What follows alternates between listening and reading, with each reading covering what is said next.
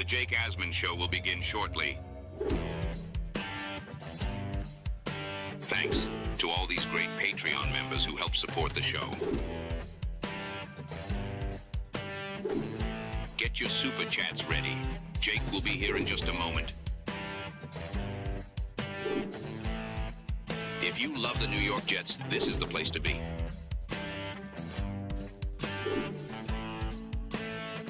And now, the Jake Asman Show. It's the day after a demoralizing division loss to the Buffalo Bills, and Joe Benigno will join us to give his thoughts on yesterday's debacle. It's the Jake Asman Show, and it starts right now. We have to look at that. Watch the tape. Apparently, I didn't have the guys ready to play. And it's not okay. You still have to fix those problems that you saw on tape. The 2025 New York Jets season is officially here. Can Aaron Glenn lead the team back to the playoffs and finally deliver on the promise this roster has shown? Every step of the journey, the Jake Asman Show will have you covered, breaking down all the storylines, every game, and everything in between. Please subscribe and hit the like button below. Super chats, baby. Cut the line. The Jake Asman Show starts right now. Here we go on a Monday. Reminder that if you ever miss the YouTube show live, you can listen back to the entire show, both of them each and every day in audio form on either Apple or Spotify. Let's say hello right now to a man I found myself quoting during the postgame show yesterday. That, of course, is Joe Benigno. Joe, I said the famous lines by you. You could change the coach, you could change the quarterback, you could change the uniforms, yet it never changes. And yesterday felt like something that we have seen so many damn times in this franchise's history. Yeah, I used that quote again in my podcast earlier. You know, bro, this is the same garbage I've been watching for 50 plus years. You know, it's the same old. Team not ready to play football, making every possible mistake you can make. You know, the fumble, the 3rd and 19 roughing the passer, every third down. The Bills hit every third down possible. The Jets were 0 for 11 on third down.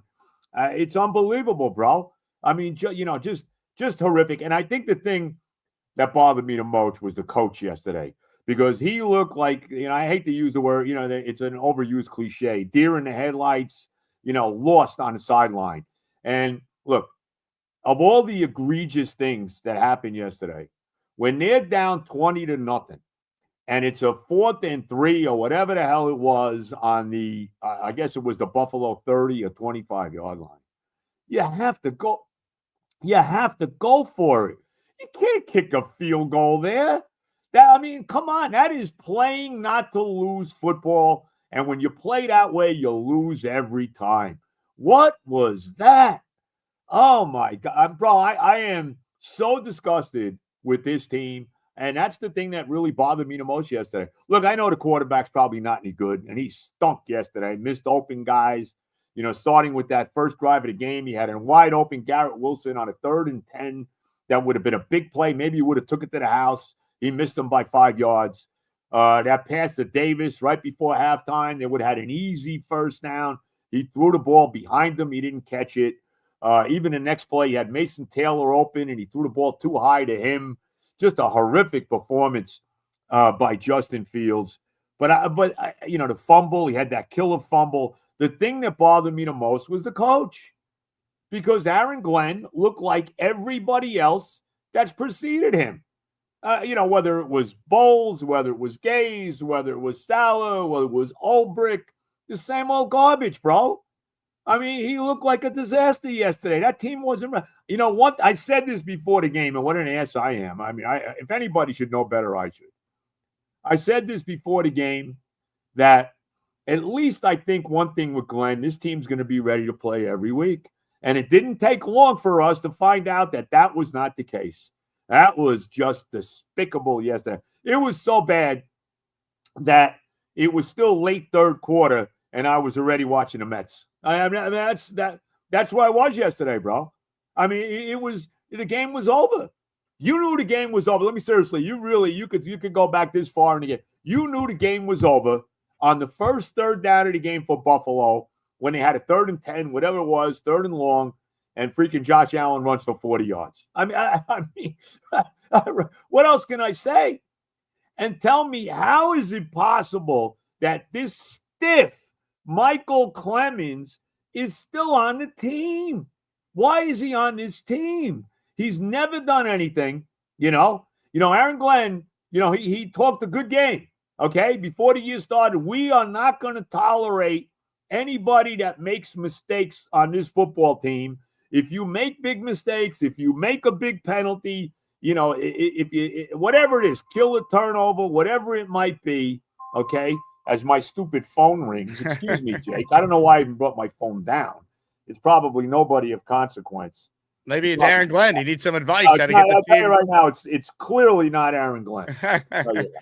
Joe, to your point, though, like that to me is what's so alarming about this performance. I didn't think the Jets were going to win, but the one thing I did think was that they were going to come out and week 2 at home, division opponent, they were going to be competitive in this game. And there were so many things early that just you look at and go, holy crap, like you mentioned the Clemens situation. I mean, think about how different the game potentially could be if it's only a field goal. You're only down 3-0, right? Because as bad as the Fields fumble then was on the next drive for the Jets, the defense held them to a field goal. Like the defense wasn't absolutely horrible early. They were just, by the end of the game, they were on the field the whole time. They broke down. It looked like they quit, which you hate using 2 games in. But like everything changed with that Clemens penalty. And then Fields to go from as good as he was to as bad as he then was, there has to be, like, if you don't have your A game, I don't think he was going to ever pass the ball as well as he did week 1. But, like, can you give us a B- performance? Like, to go from an A to an F, I mean, that's why he's on his 3rd team in 3 years. The talent's there, but he's never been consistent, and that's what we all saw on the grandest of stages yesterday. Well, go back to the first play of the game. Jets had the ball first play of the game, and I'm sitting here with my buddy Tommy Keenan, and I'm saying, bro,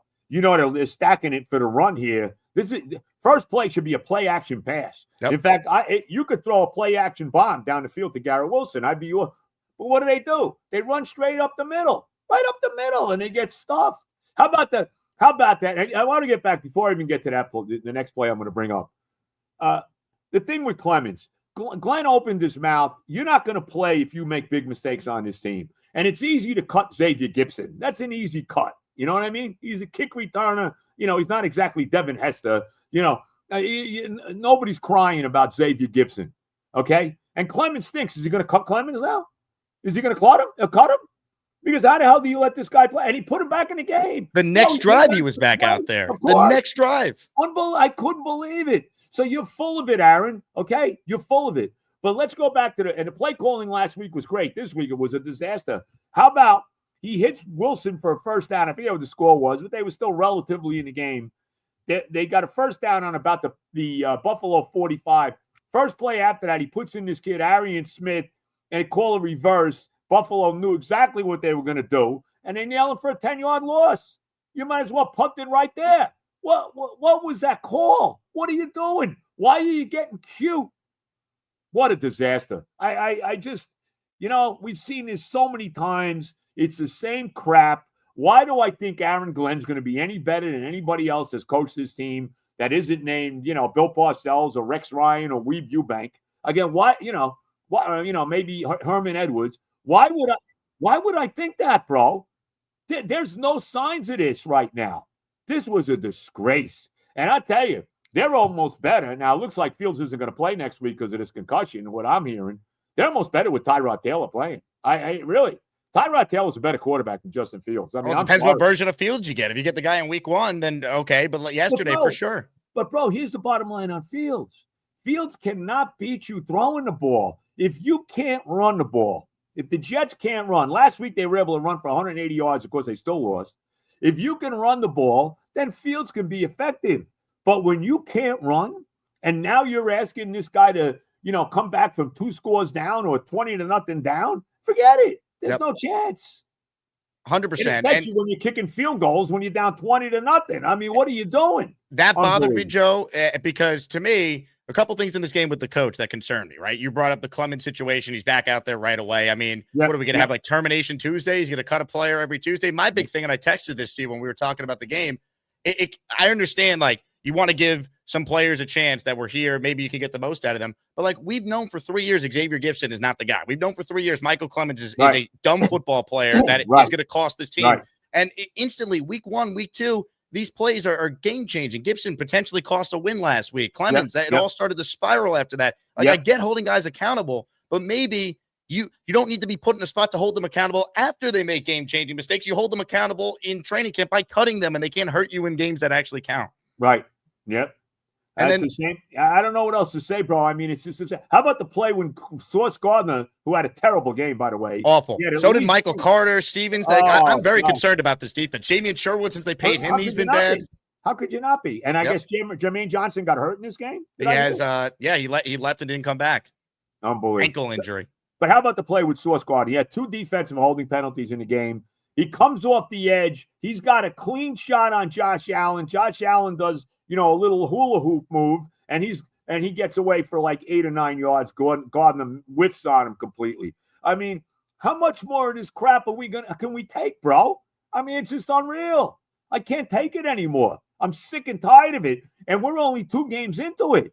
Where are we going here, bro? Where are we going with this team? Tell me. 100%. And that's why the moral victory that some were saying last week, they lost. And now you're staring at 0-2. You're already a 6.5 point underdog, according to FanDuel, against the Bucks on the road on Sunday. Right. Like it's getting late early. And that was the big thing. It's like, as well as they played last week, it meant nothing if they didn't build on it and do something yesterday. And not only did they lose, it's the way they lost that's alarming, because it looked like nothing completely changes. All the goodwill that I thought Glenn and the staff built up despite losing week 1, to me, that's out the window. This was just as bad as any Salah over at Gaze Bowls. We've seen this exact script so many times. Yep. No, it's the same old song and dance, as Steve Tyler and Aerosmith would say.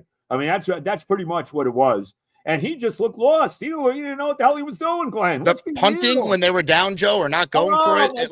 Right, yes. But he's going for it last week. He's going for 2. He's being ultra aggressive. It's like the inconsistencies there with the discipline. Clemens is still playing. You're aggressive last week. This week, fourth and short, and we're punting when we're down by that many points. We're settling for a 51-yard field goal to make a 3-score game, a 3-score game.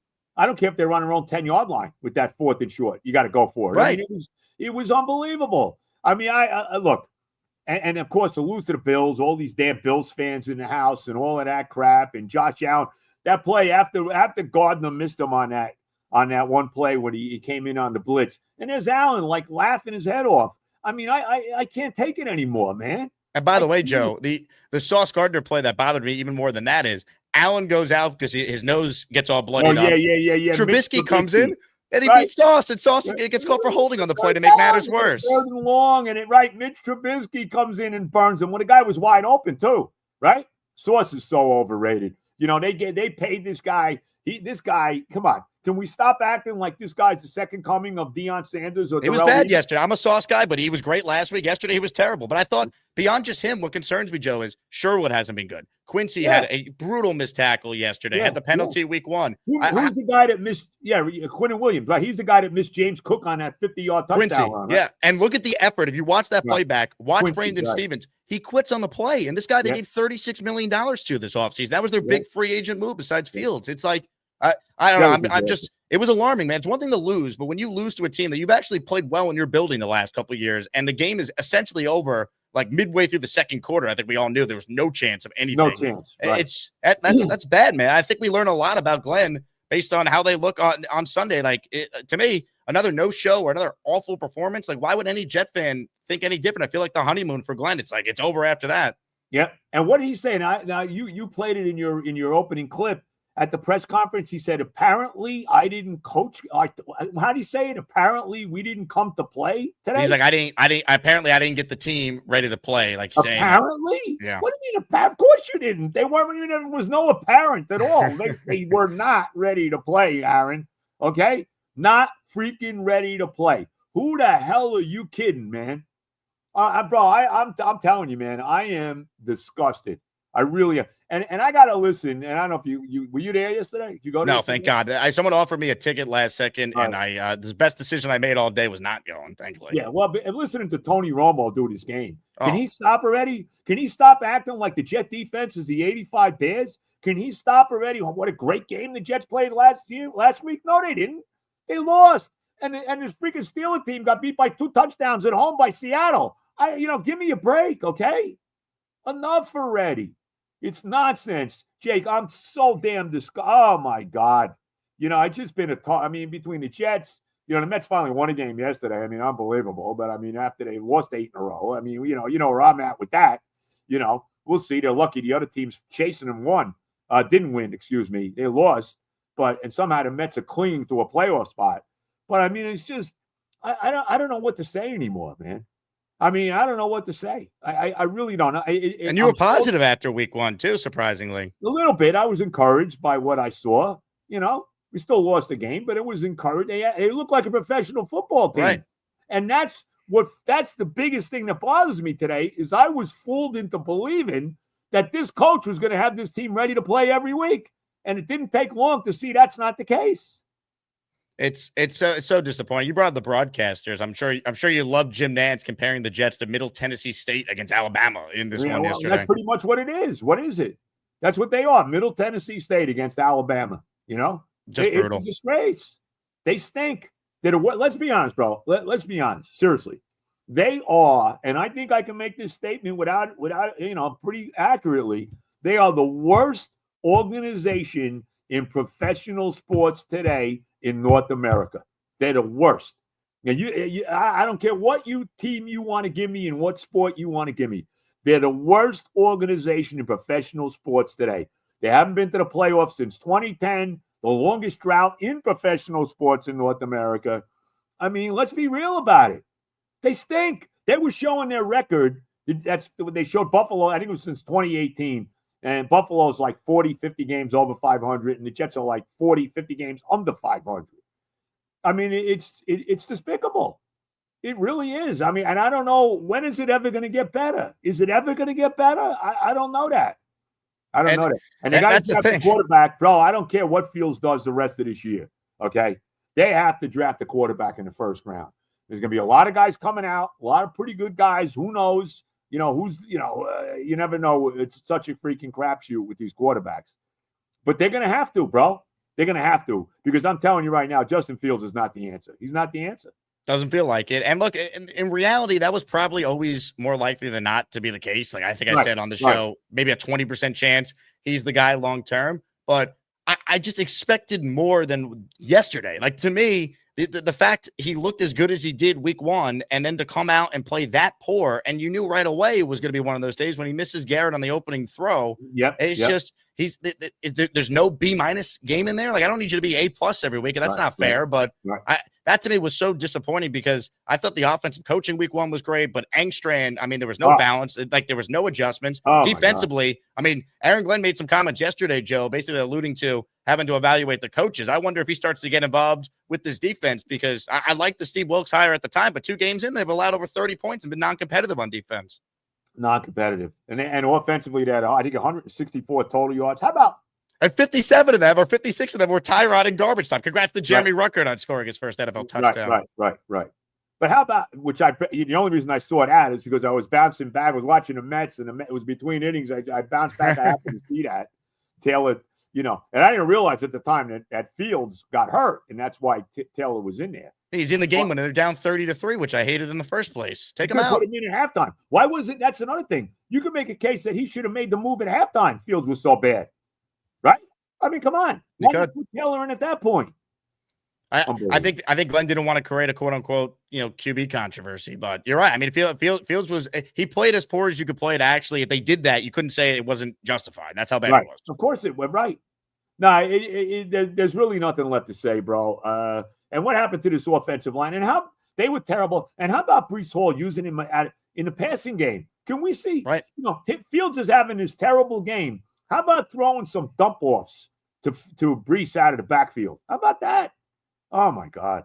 Unbelievable. Brutal. Just unbelievable. Brutal. If you're watching live right now, submit a comment or question for Joe B to react to. We are presented today by our friends at FanDuel Sportsbook. I mentioned the line, Joe. Here's another look at it. The Jets opened up as a 6.5-point underdog Sunday against Tampa. We don't know who the quarterback is. Glenn's saying today that Fields is in concussion protocol, so they're going to prepare for having Tyrod and maybe Justin Fields. But Glenn did say he doesn't believe a player should play if they don't practice by at least Friday. So I think if Fields doesn't practice Friday, it's going to be Tyrod. And I'll be going to this game, Joe, so I get to watch misery in person.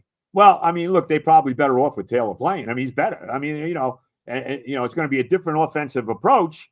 I mean, I want to see some throws downfield. I want to see with Tyrod Taylor, who throws a beautiful deep ball, the kind of stuff I saw yesterday with Russell Wilson and the Giants, where they're throwing these deep bombs, to Neighbors, to Robinson, even though they wound up losing the game. I mean, that's the kind of stuff I want to see, bro. Let's see that with Tyrod Taylor because he can throw the football, all right? He's a much better quarterback than Justin Fields. I mean, I'm sorry. The biggest problem with Taylor over the years has been he's always hurt. He gets hurt all the time, too. Some super chats here as we'll rapid fire through them. Joe B joining us in his weekly spot. Make sure you guys hit the thumbs up button and you subscribe to the channel. Joe's Oh the Pain podcast is available wherever you get your podcast and on YouTube. So make sure you guys subscribe to Joe's YouTube channel for the show as well. See me. Malcolm says, as soon as Michael Clemens made that personal foul penalty on the Bills' opening touchdown drive and Justin Fields fumbled the ball, the game was over. And that was the thing, Joe. Like, that's the feeling that we have watching the Jets that we know. We were hoping Aaron Glenn would prove us differently, that things would be different, that they can handle adversity better. But every time the Jets have been dealing with any sort of adversity the last 15 years of this playoff drought, they crumble. And we saw it again yesterday immediately. Yeah. No, they got no chance. They have no chance, bro, because this guy can't beat you throwing the ball. I mean, they really can't. I mean, last week he looked good because they were able to run the ball. If you're going to run for 180 yards, then you're going to, Fields is probably going to be effective. But when he has to go back and win the game with his arm, you got no chance, bro. Yeah. There's no chance. None. Barney says Tyler Johnson had more snaps than Garrett and Clemens had more plays than McDonald. Why? Good question. Where was McDonald yesterday? It's like he didn't even play. Where was Will McDonald yesterday? I don't even remember him in the game. Did he even do any? Did he make any play in the game? No, they had no pressure on Allen. Nothing. And you can't look. I mean, Allen, you got to contain because he's going to kill you if you put, if you blitz him crazy like that play with Gardner, and he's going to get away and make a big play out of it. But where the hell was Will McDonald yesterday? He only played 53% of the snaps. He played 40 of 75. Why? I don't know. You know what that tells me? They don't think he's good against the run or good enough against the run because the Bills were just running the ball a lot. So obviously they didn't think he was deserving of being Michael out there. Clemens is. Exactly. Michael Clemens, what is he good at besides, killer penalties that destroy you? What? And you just knew, it's just, I think that's what angers us the most as fans when we seemingly know more than the organization. How, if the Jet fan has actually run the team the last 15 years, we'd have a better record. We would. There's no doubt about it. It's put me and you running the team, bro. We'll be co-GMs. I guarantee, I guarantee this team is better than what it is. It's hard to be worse. It's amazing. We can't be worse. That's exactly right. Wild Lid Stalin says. Rex Ryan would be the head coach, by the way. You love Rex. Rex Ryan would be the head coach, man. How could he be worse? You tell me that Rex Ryan is worse than Bowles. I know Bowles has been good in Tampa, but he's got a decent quarterback in Baker Mayfield, who, by the way, we should have signed when he was out there. But why would we? All right, okay. But yeah, could he be worse than Bowles or Salah or Gaze or Ulbrich or what we've seen from Glenn so far? Come on, give me a break. Wild Stalin says the only thing the Jets did right yesterday was the pregame tribute to Charlie Kirk. Once the game starts, it's disaster as usual. Same old Jets. Yeah, that was great. Good job by Woody with that. I was very happy to see that. Absolutely. God bless Charlie's family and what a disaster that was. I mean, but I don't want to get into the political stuff. But a great job by the Jets with that yesterday. Well, and a lot of teams around the league did it. It wasn't just the Jets. Yep. The Yankees did it. At Yankee Stadium, and a good job having Don there with the Yankees and all of that. And, that was good stuff, no doubt about it. This one is from Mike, who says defense all comes down to Wilkes. His defensive scheme is terrible. I think we should still be indifferent to Glenn, just like last week. It's his second game. I do think there's something with Wilkes because Glenn's comments, I mean, raised a little antenna for me when he's talking about evaluating the coaches. I mean, you might have to get more involved in defense. He says he's a head coach, and I get that, but right now your defense needs a lot of attention because this is despite how bad they've been, Joe, I think there's just too much talent for them to be this bad. 8 of the 11 starters from a year ago are still on this team. They should never be allowing back-to-back games of 30-plus points. That's pathetic. Yeah. No, look, they're not good, bro. They don't have good. The secondary's horrible. The linebackers, Quincy Williams is okay. I mean, they paid Sherwood, I think it was Dick Butkus. I mean, come on. I mean, he's better than how he's played, though. It's been bad. Real bad. I mean, is he? I mean, I don't know. I don't know what's any good anymore, man. I mean, really. I mean, Quinton Williams, okay. How about the fact that Jerry Jones called the Jets about Micah Parsons? Did you hear it? Did you read? I did. So I sat in the seat that Gary Myers did that interview with yesterday. I did my radio show with Tannenbaum. Really? Yep. I mean, what did he want? He wanted Quinnen Williams and 2 number ones. Is that what he wanted? Quinnen and at least a first and some other picks. And then, like, it never would have made sense because then the Jets would have to pay Micah $48 million a year. You know what? You think we're going to be any better with Micah Parsons? No. Who's stopping the run if you don't have Quinnen? You know? Right. Not that they stopped it. Not that they stopped it. Yeah. Yesterday. What did they rush for 220 yesterday? Insane. Something like that, right? It was just, and Samini had the stat. I think I showed it on the show yesterday. Like 90 yards came after the missed tackles. Like they were horrendous. They were over pursuing. It was like literally. That's what, like, I showed this graphic that someone sent me on Twitter yesterday or in my Discord. Like, this was Aaron Sala. Like, Aaron Glenn looked no different than anything we saw from Sala or any of these other coaches that failed here the last 15 years. I like that, the way you got him looking like Sala. Sala, by the way, 2-0 with the Niners. Did you see how they won yesterday, by the way? The game-winning play? No, I did not, actually. Strip sack off the edge by the great Bryce Huff, who's now back with Sala. Oh, come on. Yeah. You can't make it up. I didn't even know Bryce Huff was with the Niners. I didn't even know that. Wow. Bang Mateo. What are you returning for a touchdown? He just it was like this end of the game. They were driving to try and come back. With the Saints driving. Yep. Yeah, okay. Bang says we need to change our philosophy and stop hiring these first-time interim level DCs as head coaches. We should all be tired of being wrong. No more pom-poms. Well, this was one of the things that you and I discussed a lot. Whether it's Rex or whether it was McCarthy or Gruden or Pete Carroll, who's doing a really good job so far, seemingly. Pete Carroll never came back to the Jets. You know that. Never. But like the need to get someone with previous head coaching experience, I thought was important. The one thing with Glenn was he was a Jet, so he understood. He understood what he was walking into. The only plus for the guy. We'll see. I mean, he's not going to get fired. He's going to get this year. We just hope he can turn it around. Well, he's going to get the year. I mean, even if they go 2-15, which, right now it wouldn't surprise me, he's going to get the rest of the year, and then they're going to draft the quarterback, and but you better pray that he's the right guy. Mike Perez says, once Fields missed the first pass to Wilson, Buffalo knew to stay in the box. Also, we were predictable all game. It's like they didn't change any looks. It's just like, and you knew Buffalo had their game plan because they knew the Jets were going to try and run it off the edge. So they're sending a corner on a blitz, and the Jets never adjusted to it. Never. No, you're right.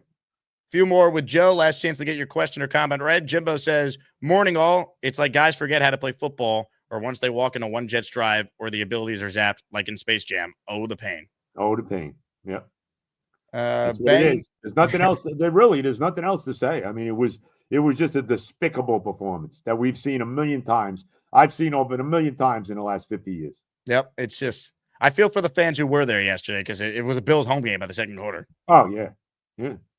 What's goal was telling me, Ira was telling me that they're actually selling Bills gear in the parking lot. Ugh. How about that? Get your Josh Allen jersey at MetLife.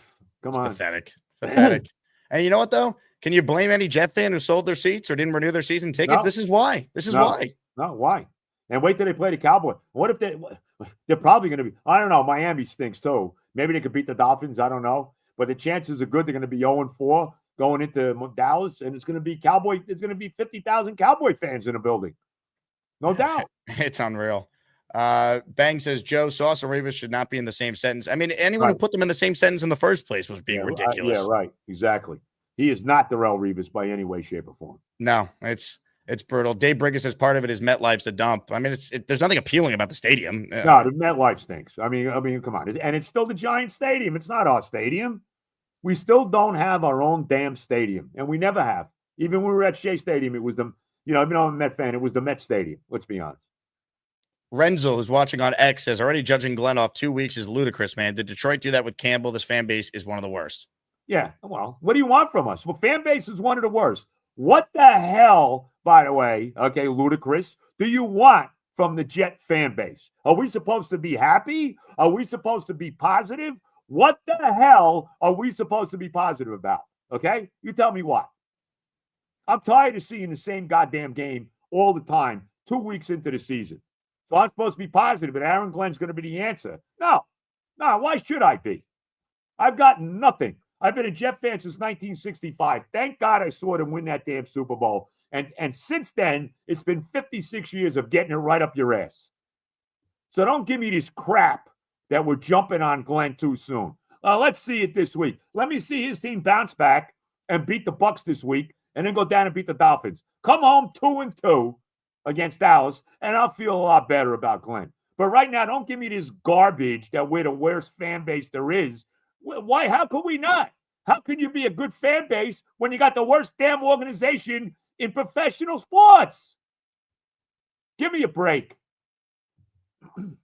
Amen. Amen. Joe, you're the best. Tell people where they can find Oh the Pain. When's the episode going to be out? It'll be out later today. I did it this morning. It's it's on YouTube. It's on Spotify.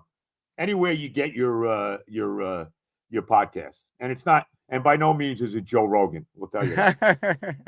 No, Terry's a phenomenal producer though, behind the scenes, making it all happen. The lovely My wife Terry. doesn't. If not for my wife, forget about it. I'd be living on the street probably somewhere. Love it. Yeah. Joe, you're the man. Hang in there.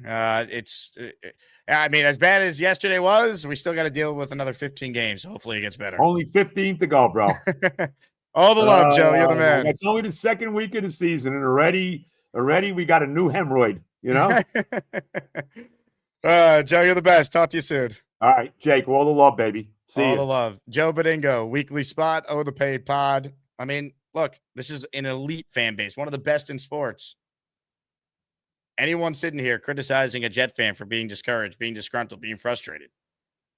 No one was asking the Jets to go out there and win yesterday. I thought we were sold on this team being competitive, right? Some of you wanted to point to last week as a positive sign, and it was, but you didn't win the game. So the only way to build on that is to look good again. Maybe win a game you're not supposed to. And the game was over in the second quarter, essentially. Brutal. And Joe is as real as it gets, man. He loves this team, but we got to see results. We have to see results. No one's saying fire Aaron Glenn 2 games in, but for all the positives you had last week, it feels like it's all wiped away now. What's there to be positive about? Seriously. I'm going to do my best to give people a reason to be a little positive here. At the end of the show, we'll give away a Garrett Wilson jersey to one lucky listener. To enter, you have to gift a channel membership or send in a $10 super chat or higher. $10 super chat gets you 2 entries. $20 gets you 5. $50 gets you 10. $100 gets you 20.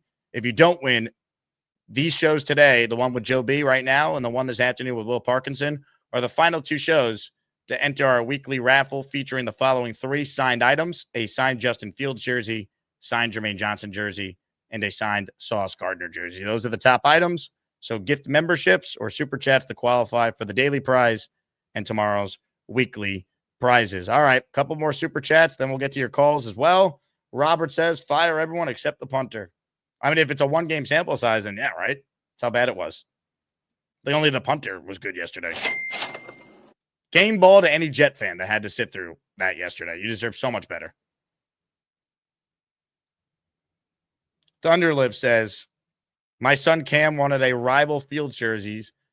I told him only if the Jets beat the Bills and Fields threw for over 225. Sorry, kid. I mean, you should have just made it if he just throws for over 225. Justin Fields yesterday had 27 yards passing.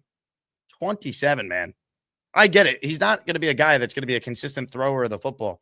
But my big thing is there has to be some sort of B-level performance in there, right? Like, it can't just be all or nothing. He was great week 1. And yes, they had a running game, but to be fair to Fields, there were several plays where he did stand in the pocket and deliver on time and was accurate. There were several plays where he did make good throws on the run and rifle a ball in there through tight windows. He truly looked the part. To follow that up yesterday with this box score, a 1.1 QBR. That's just horrific, folks. You can't justify this level of quarterback play. This was Tim Boyle, Zach Wilson. That level of ineptitude. Geno Smith, some of those awful Sanchez games at the end.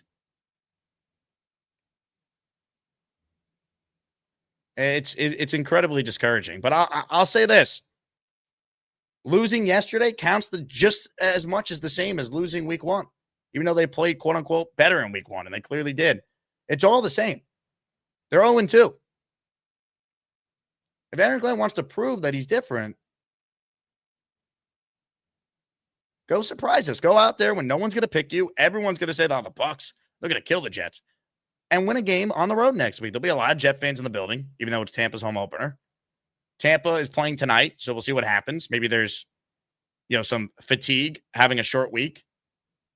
Like as bad as it is, if you want to change the narrative, if you're Aaron Glenn, go out and win as a touchdown underdog on Sunday.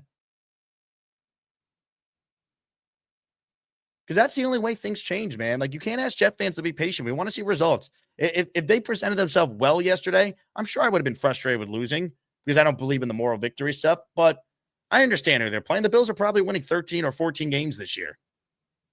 Right? They already have a win over the Ravens. Their schedule is a cakewalk. Like, the Bills are really, really good.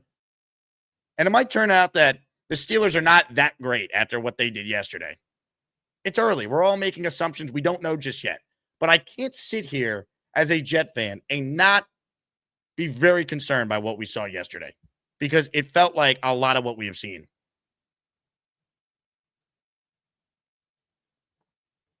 And I think that's what's so disheartening. Like, if you're not going to win, at least look like you belong. Look like you're a real football team, well coached. And how the Jets lost yesterday, they checked off every box of things that we have been so critical of the last couple of years and beyond. Sloppy, sluggish, blown tackles, turnovers, bad play calling, penalties, missed tackles, blown assignments, coaching miscues.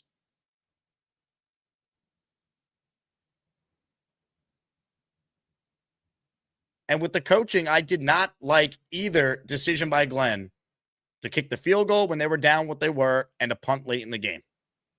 I don't believe that backs up the mentality that he's preached he wants the Jets to play with. I think it's hypocritical in that spot. He's 2 games in. You hope he learns from it, but I don't know why you would feel great right now. How could you? We could say it's 2 games in, sure, but like that doesn't mean it's going to get better. As bad as the Jets have been the last couple of years, they've never been 0-2. It's the first time they're 0-2 since 2021, and that team won 4 games. Are we headed for that type of year? I mean, I picked them to win 6 games, but when you actually see how it's playing out, like I thought it'd be a lot closer to maybe week 1 type of L's than yesterday. Yesterday was not competitive.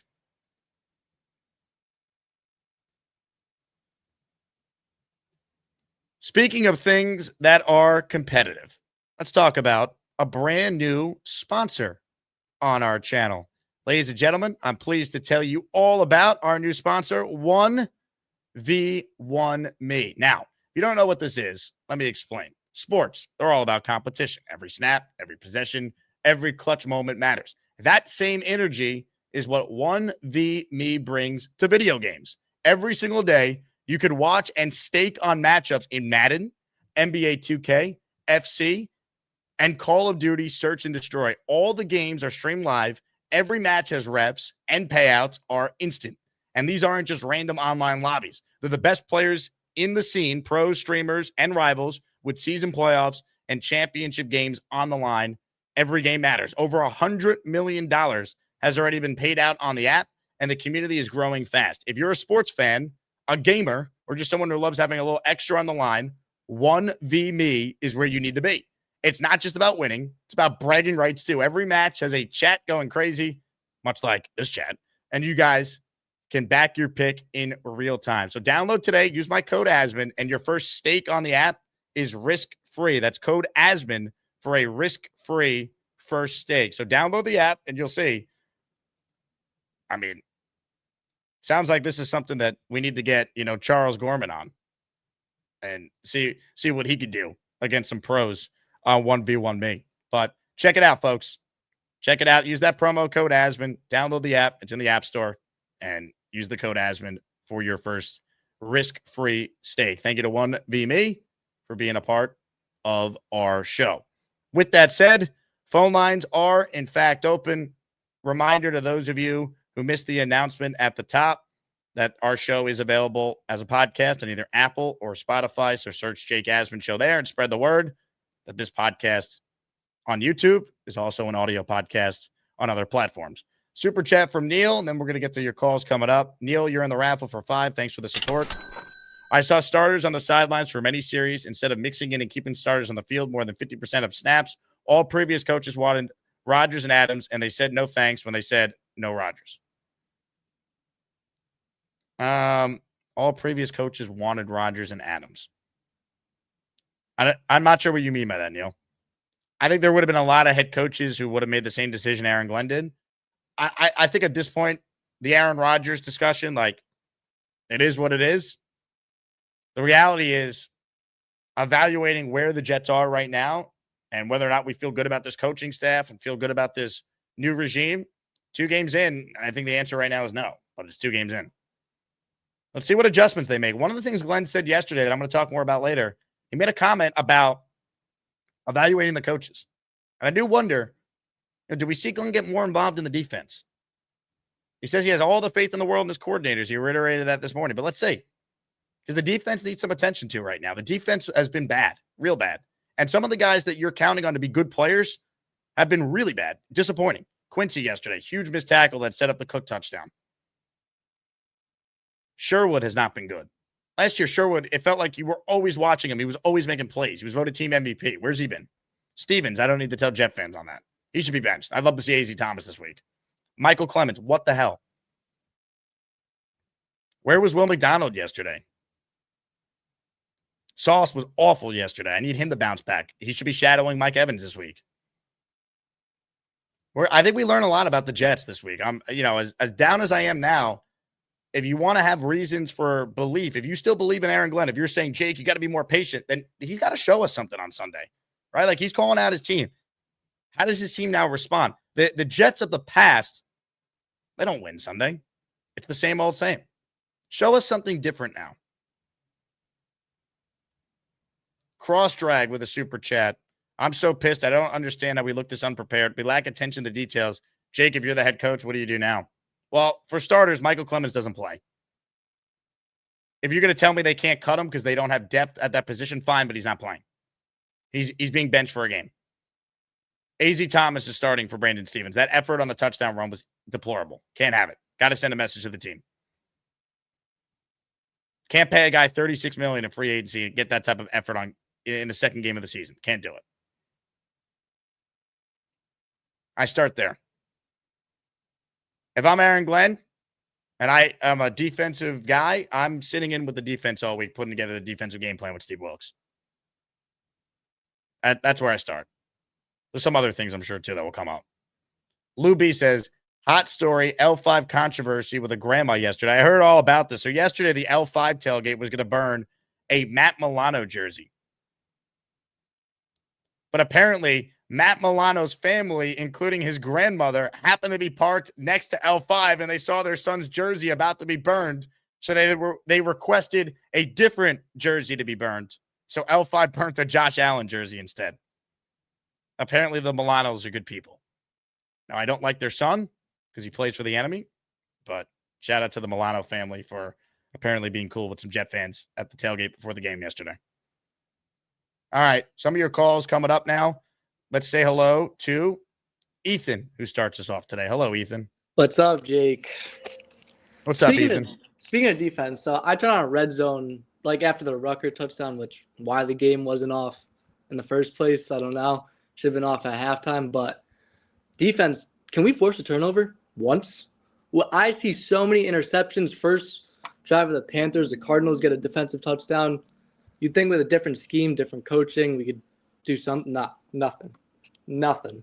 I agree. Once again, did they fall on a fumble yesterday? Did they No, come up with an James Cook interception fumbled yesterday? in the red zone. No, it's insane. Like, yeah, no turnovers. Glenn's defense, I knew was going to allow more yards this year. Wilkes' defense, because they were going to be more aggressive. And when you blitz, there's going to be times where you do get burnt. You know what happens? Corners get beat. As good as Sauce is, there's going to be moments where he gives up big plays. I understood that. But when you don't come up with any game-changing turnovers and you're that aggressive, it's not good enough. And on top of that, when you run man, and how many pressures did Allen have yesterday? Maybe one. If you're running man, you're not getting pressure. What do you expect? And we have Andre Sisco and Tony Adams playing man coverage across the field for 4 seconds. It's never going to work. If you're going to play that style of defense, you have to get pressure, and we just couldn't. It was unacceptable, Ethan. I mean, I wish there was a better answer for you, but I expected more. I didn't expect them to win. I'm just ranting because it's terrible. Coming into the season, I was like I told all my friends, our defense, like, because Fields was reported he was looking terrible. I was like, our defense can be good. Is our defense? Our defense looks bottom 3 right now. 64 points in 2 games. Yeah, I mean, look, the defense has been terrible. It reminds me of the 2021 Jet defense where they were the worst in the league. That's how bad it was. Now, if you guys remember, in 2022, they got off to a rough start defensively, and Saleh became heavily involved in the defense after that Bengals loss. And then going forward, the Jet defense in 2022 played a lot better. They were one of the better units in the league. Going forward in 2023, they were one of the best defenses in the league. That's how they won 7 games. Maybe Glenn's got to be more involved with the defense this week, right? You're playing a really good offensive team on Sunday. We'll see how the Bucs look tonight, but we know they got Baker Mayfield and they got a bunch of weapons, so that's not going to be easy. You can only hope. I mean, I can't even remember the last time defense scored a touchdown. Was it Bryce Hall against the Broncos in 2023? And then after last that, time I don't remember when. It's a good question. When was the last time the Jet defense scored? They didn't score. I think it was Bryce Hall against the Broncos. You might be right. I can't think of anything last year. I don't think the Jet defense scored last year unless I'm misremembering. And then after that, I can't remember what besides Jamal Adams in 2019. Like we just don't. You'd think with a new regime, like it'd be different. I don't see a single difference. There's no aggressiveness. It's just terrible. I can give the offense some slack because we went into the season with Josh Reynolds as wide receiver 2, but the defense has talent, and it surprised me really badly. Ethan, good call, man. It's incredibly disappointing. Dana in the raffle for 2. Throw me in, please. I just want the season to make it to Halloween at this point. Well, hopefully you got a Garrett Wilson jersey to go with it, Dana. Thanks for your support. We'll put you in for 2. I'm going to give this away to a Jet fan, an Asmaniac, at the end of the show. It's tough. It really is. It's tough. Offense needs to play a lot better this week to have any chance. Hey, thank you to Wesley Gates, who became a channel member. Wesley, I'm going to include you in our daily and weekly raffle, as I will to Black Gypsy. Thank you, Black Gypsy. Appreciate everyone who supports the channel. The memberships and the super chats go a long way.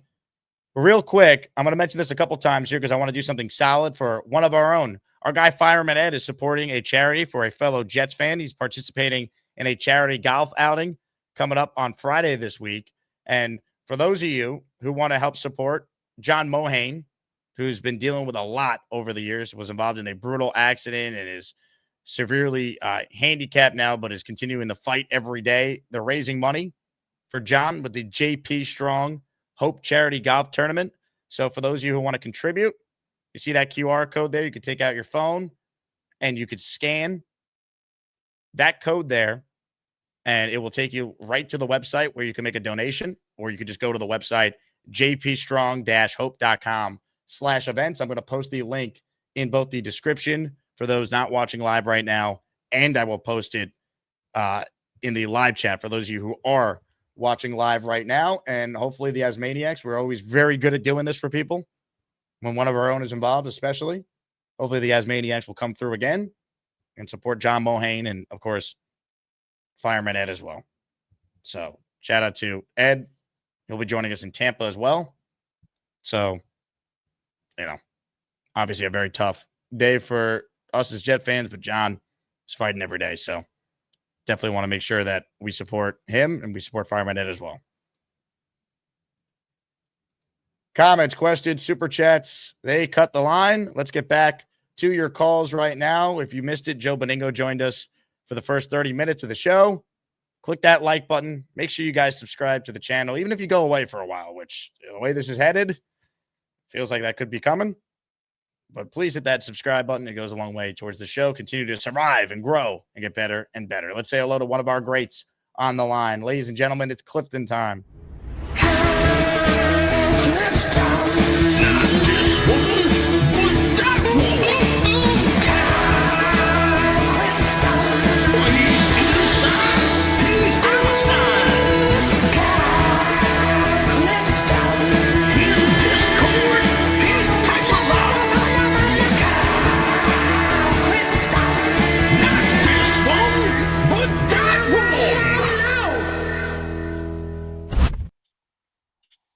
Jake, I was so disheartened by the game yesterday that I moved out of the New York area entirely, took an apartment in Vermont, adopted a cat, and abandoned my family. Wow, look at you, Kyle Clifton. So look at you. How you holding up? You good? You hanging in? I'm not doing so great. I was away this weekend. I had a bit of a college reunion with the guys, and everything was going great. And then the game came on. They kicked the game off. Didn't go so great. They're mostly Giant fans, but we had a good time in spite of it. Michael Clemens, man. What are we gonna do here? Like, was it Ronald Reagan who said, looks like Tarzan, plays like Jane? That's the whole thing with it. Like, there has been no benefit to this draft pick whatsoever at this point. But the problem is they don't have anyone to replace him, and I think we were all concerned about the defensive line depth during the free agency period and the draft. And there's no one coming to the rescue here. There's no cavalry. There's nobody. So get ready, if JJ is hurt, for more Michael Clemens. I'm sorry, it's gonna suck. That's 100% on them. Glenn could talk about accountability and you're not going to play if you make mistakes, but I think you're right. I think there's a good chance Clemens nothing happens to him. He's still on the team. And he's probably going to play a lot more than we want to next week if Jermaine Johnson is either limited or he can't play, if that ankle is more serious than we know. Yeah, and, just a very disappointing performance from Fields coming off last week. Like he was so much worse this week, throwing the ball behind people on multiple occasions. It's just like to see that, like, we had a flicker of hope there for a minute that maybe he could be a guy long term. Right now, you're thinking to yourself, well, this guy is probably a career backup because he's going to have this kind of inconsistency all the time, right? He has one really skill that really distinguishes him. It's his legs, and he's not. He doesn't seem like he can, sustain it over the course of a season, and it's very, very disheartening. I'm kind of at a loss, and that doesn't happen very often for me. Like, it's the timing of some of these penalties too. That like, we didn't have that many penalties yesterday, but it was like when they had occurred in the game flow, it was really, really bad. Like one of the other callers was saying, the inability to cause any turnovers and keep ourselves in these games when things aren't really going our way. The coaching, like Joe was saying, like that's 4th and 3, man. That's inexcusable not to see if you can go on that. I know that it's early in the game, but we're down by 20 points. What was it, 20-3 at that time? Oh yeah, whatever. Yeah, they had scored 20 points at that point. And Glenn's response this morning when Brian Costello asked him about it was essentially, I still think there's a lot of time left in the game at 6 minutes to go in the third quarter. But one of the things he said is, we saw the Bills, score that many amount of points with only like 5 minutes to go last week. And it's like, you're not the Bills, man. You're not the, and Glenn loves to do this thing too. And I know what he's trying to do, but this fan base is too smart to like accept that. He brings up he mentioned, the Kansas City Chiefs being 0-2, and he's like, no one's panicking about them because they have, championship pedigree, and it's like, but you're not the Chiefs. When he brings up, when people talked about, a rush first offense, how it's tough to win that way, and he's like, well, look at the Eagles, and it's like, but you're not the Eagles, man. Like you can't he's not anointing the Jets as those teams, but he's trying to use those as like barometers to point to that it can be done, but it's like, you're not there yet though. And it's like, I don't think fans want to hear that. Tell me I'm wrong. Like, I don't think we want to hear, oh, the Chiefs are 0-2 too. Like, yeah, we know, man, but like they've won 3 Super Bowls with Patrick Mahomes and Andy Reid. Like, they're going to be okay. And if they're not, boo-hoo. I don't care about them. I care about the Jets. Like, the Jets need to, they need to give us a reason to be inspired and believe, not just point to other teams as examples of what the Jets can be. They got to do it themselves. And you saw it yesterday, like the comparison between Mahomes, even in a loss, right? Mahomes has picked up, big plays with his legs. He's consistently delivered with his arm. Like we have Justin Fields. Like, and when you get in front of the media and you're just saying, we got to watch the tape. This is exactly what you predicted about how this is going to wear thin with the media. And this season could spiral so quickly. If he loses them, if he loses the fans, this could get ugly. And as some of these other callers have said, there's too much talent on the team for this to happen. It's inexcusable. You don't get multiple games of this, right? And he's already kind of used this, Jet debacle, get out of jail free card in week 2. You know what I mean? Like every coach is going to have a bad game. Now, it happening in week 2, I think it's alarming. I think it's greatly concerning after how well they look last week. Like my big thing is too, I asked Rich Samiti this on radio yesterday with Tannenbaum. Like, what was the vibe around the team this week? Like, do the Jets feel disappointed, like they let one go, or do they feel like they're feeling pretty good about how they played despite the loss? And Samiti said it felt like they were like feeling good, and I heard that yesterday, and that concerned me a little bit because they didn't win, and it just feels like maybe the team kind of acted like how some of the fan base felt, like, oh, like we played well and lost, we're always going to be able to do that, and they weren't ready to go. And like the Bills should have been the team that comes out flat. They had this emotional win on Sunday Night Football, and the Jets came out and handed them 10 free points, essentially. You spotted them a touchdown because of the Clemens dumbassery. Fields fumble, spotted them another 3 points. The defense actually held it to 3. And it just felt like the Jets, they treated the game like they were the ones that had this emotional win, even though they lost. They didn't win week 1. They were 0-1. And I think that to me is concerning because that's how they played. So now there's no excuse. You're 0-2. Essentially, season's on the line Sunday. You're an underdog. No one's going to give you a chance. Like, let's see if Glenn can rally the troops and get them ready to go out there and play. If not, this team's going nowhere. And I might have been right with my initial 4-win prediction. I said 6, but I mean, how's it getting any better? What's changing? I usually try and be positive.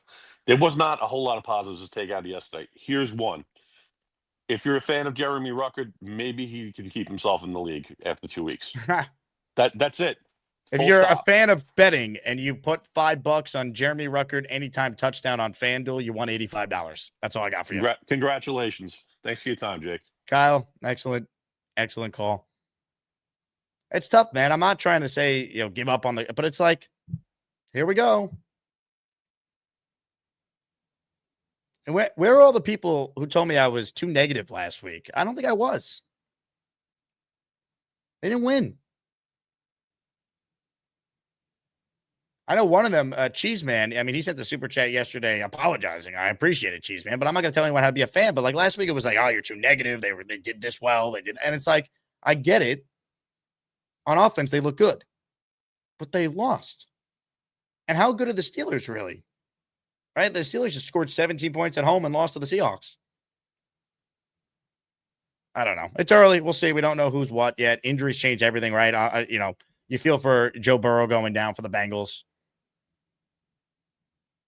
But, by the way, I still don't think the Jets would beat the Bengals. Jake Browning's a solid backup. The Jets would. Right now, if the Jets put the Bengals, they'd lose by a touchdown. At least based on what I've seen so far. But things change. Let's see if the Jets could get better. Brian with a super chat. Jake, where is our pride? Allen laughing on national TV is a slap to the face. We have to look at ourselves in the mirror. I would have been throwing chairs in the locker room at halftime. I mean, Glenn, they did the interview with him walking off the field, and Tracy Wolfson asked him about, all the mistakes, and he says, that's exactly right. We're killing ourselves. And I'm thinking, Aaron, that's what Jet fans are also doing, too, in the stands, having to watch this game. Or anyone at home. It's so disappointing because I thought we were past these type of games, especially this early. You know what I mean? Like, that's what I think is so concerning. It's like we thought things were going to be different from maybe not the win standpoint. I get it. We all want to win. I'm as anti the moral victory as one can be. But to lose the way they lost in the exact same way we have seen Saleh, Ulbrich, Gase, Bowles, that is alarming, man. It's week 2. How do you have your team that ill-prepared to play football in week 2? Against a division opponent, you have years of film on this offense you're going against and defense. You should be the team that is at an advantage from a game plan perspective. They don't know what you're going to do yet. And I think the Jets were so predictable yesterday. It's like, oh, what we did against the Steelers, that definitely is going to work again. And I feel like the Jets just rested on their laurels from that standpoint. I know Robbie Sabo is going to break down some X's and O's with us tomorrow on the show. And, I have a litany of, texts from him going over some of the plays and game plans and things he hated.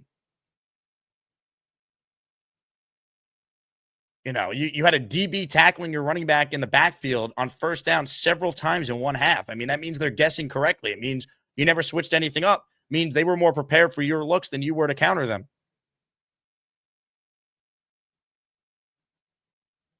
Cover one man coverage on every passing down. Like, you're asking man coverage from guys on every play against Rodgers and Allen. And I mean, to Sabo's point, you're allowed to have 2 high safeties every now and then. These are real problems. That's why I think Glenn's got to be more involved with the defensive game plan this week. Show us something. You became a head coach because of your defensive coordinator prowess. Yes, the leadership's important too, but Glenn's defenses in Detroit last year aside, because they were injured, they still forced a lot of turnovers last year. 2 years ago, they were an elite unit. Like, we got to see that. There's enough talent on this defense to not allow back-to-back games of 30-plus points. That's unacceptable. Big fella, how many quarterbacks make it to the Ring of Honor with a 1.1 QBR game? That was awful. Eli's first year starting for the Giants against the Ravens, he might have had a negative QBR rating. That's the only game I can think of. I don't know, big fella. Yeah, where's JJ at? Mr. Ring of Honor. Where's he at? Brian, you are in the raffle for 2. For those who missed it, this is the last day to enter our weekly raffle. Tomorrow, I'm giving away a signed Sauce Gardner jersey, Jermaine Johnson jersey, and Justin Fields jersey, all signed and included with a certificate of authentication. And I will give away a Garrett Wilson jersey in the color of your choosing at the end of the show. More of your calls, ladies and gentlemen. Robin Boy is next. Hey, Robin. Hey, good morning, Jake. Good morning, Asmaniacs. As I've said in the past, I've been a Jets fan for so long that I'm almost used to this stuff. I got to see the Jets win the Super Bowl, and after that, it's been nothing but performances like this. In the past, I used to not even be able to wake up Monday morning to go to work out of disgust. At this point, I'm kind of numb to it. Yesterday was so disappointing that I had to talk my nephew in the other room from saying I'm not going to be a football fan for the rest of the year, and I kind of understand it. The preparation, like you said before, was non-existent. Clueless would be the word that I would use. It was so disappointing that I don't even know what to say. The most disappointing thing, honestly, was the press conference afterwards. I know the New York media can be annoying to a lot of coaches. I mean, they just lost the game. They're pissed off. They're not in a good mood. And they're getting asked questions they can't answer. But, the tape is, like it's been said previously, is not just condescending to the media. It's insulting to us as Jets fans. Even the worst of Jets coaches, I don't think ever came up with the tape like 10 times in an interview. And believe me, I've seen Jets games where you didn't even want to look at the tape. So on the other hand, not that I want to be positive, because the history of the Jets doesn't really give you any reason to be positive, but it is only 2 games. And most of us expected 6 to 7 wins. Of course, we have some delirious fans who say 10 and the players. We have some who say 3 wins if we're lucky. I find myself in the 6 or 7 category, and I still believe they can win 6 or 7 games. This, I hope, is an aberration. I hope Coach Glenn has learned not to insult our intelligence, although you said you heard him talk this morning. It didn't seem like he has, so that's a bit concerning. I think he's searching for answers. I think he's a guy that is probably in disbelief how poor his team played. So I think by the end of the week, maybe we learn a little more. I thought he was better this morning than he was yesterday after the game, but I mean, it's disappointing, man. It is, because you get one of these basically, and it happened in week 2. And I think, like, I remember Salah's first year. A lot of people were out on him early after they were just getting their doors blown off at the beginning of the year. Remember Zach Wilson's first game? He threw 4 picks in the home opener against New England. They went out to Denver and they were terrible. And then, to our surprise, They beat Tennessee at home when they were 0-3 and got their first win. Like the Jets need that type of win. They got to win a game they're not supposed to I win. And agree. look good. This is the time to do it I on agree. Sunday. Yeah, and I'm certain that Tampa is going to be thinking all they have to do is put the jocks and pads on and then just roll these guys over. And that's when you could get in trouble. Tampa is not exactly world beaters. They have their moments where they lose games that they should win.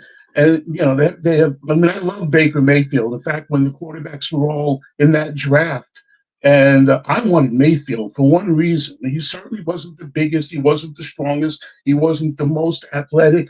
But he has something in here that's indomitable. He takes a punch, gets back up, and he fights. We've been needing this for years. I can't remember the last Jets quarterback that fight like Baker Mayfield has. So I don't know. I mean, Fields is mellow, laid back, which is fine. It's his personality. You can't expect, people to be what they're not.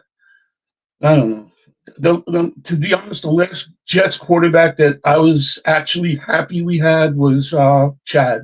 And that's embarrassing considering that was 25 years ago or something like that. It's horrible. So Yeah, I don't know. Robin, 20 it's years brutal, ago. I'm man. sorry. You're right. 20 years ago. I appreciate the call, Robin. It's been horrible.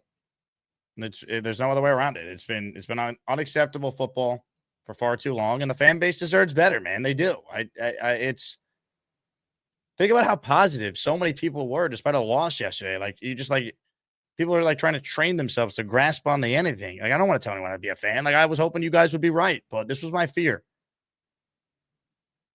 Because if they were 1-1 right now, as bad as yesterday was, we could flush it quickly and say, you know what? None of us thought they were going to win anyway. It's a bad game. Look what they did week 1. They showed they could be competent.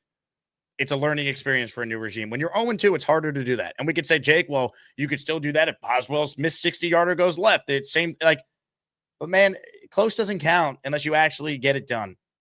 Right? Because now it feels hollow. Even though there's a couple plays that are the difference in the game. I mean, if they want to bounce back, win on Sunday. You know what the Jets need? Robin got me thinking of this when he's talking about Tampa. They need a Todd Bowles special for old time's sake.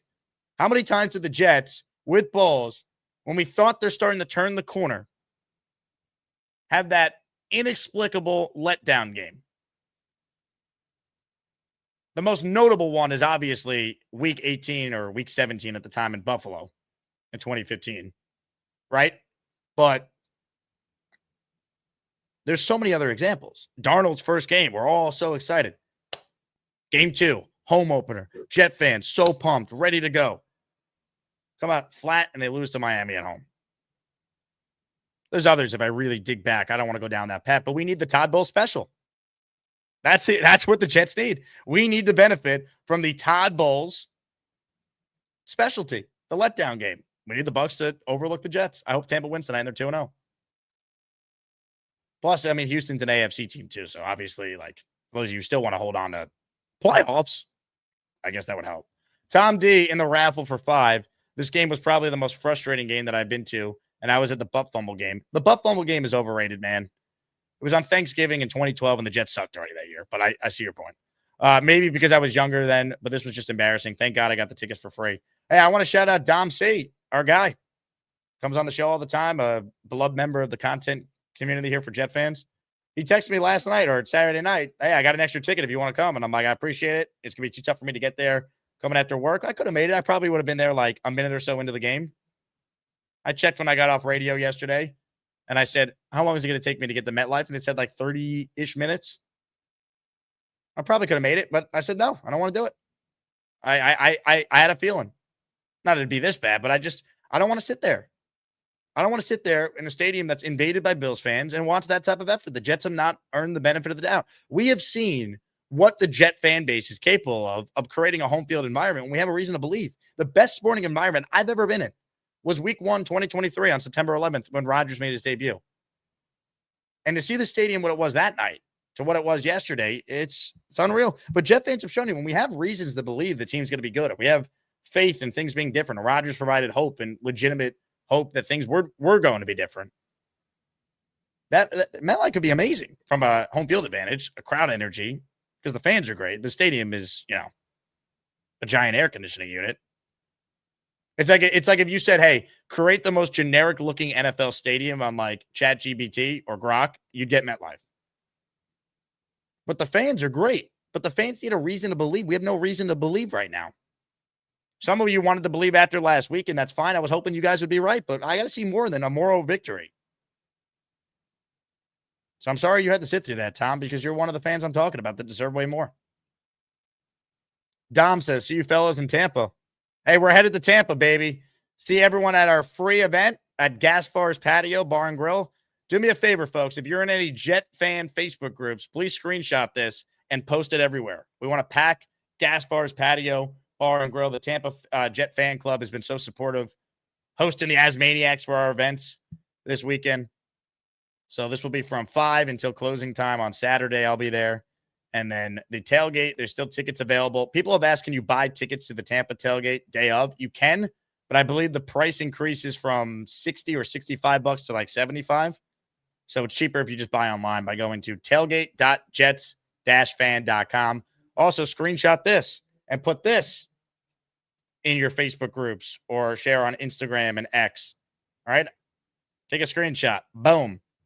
Let's pack the place with great Jet fans who are going to be down in Tampa.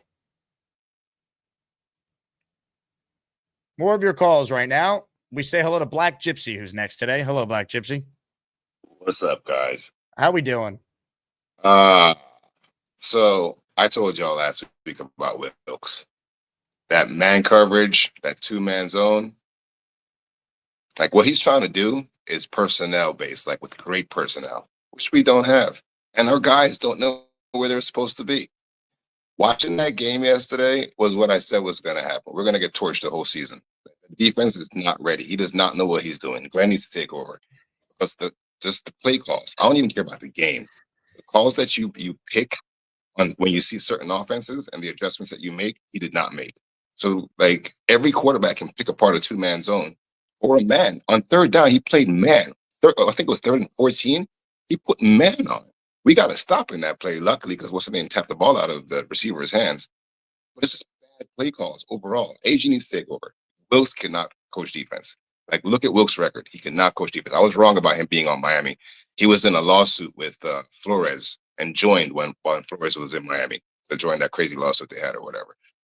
But this team, basically, it's what I expected them to be. Like, new coach, so we're going to have all that. The first half of the season, like when we saw the schedule come out, we're like, oh my God, that's exactly what it's going to be. We're going to lose a lot of games. Until they get into the mesh and they understand what Wilkes, I guess, is trying to do with them, then they might be able to. Or they adjust, Black Gypsy. This is where, can we see good coaching? No adjustments. Step in. Right. They didn't do any adjustments yesterday. They didn't change any looks. It was the same shit.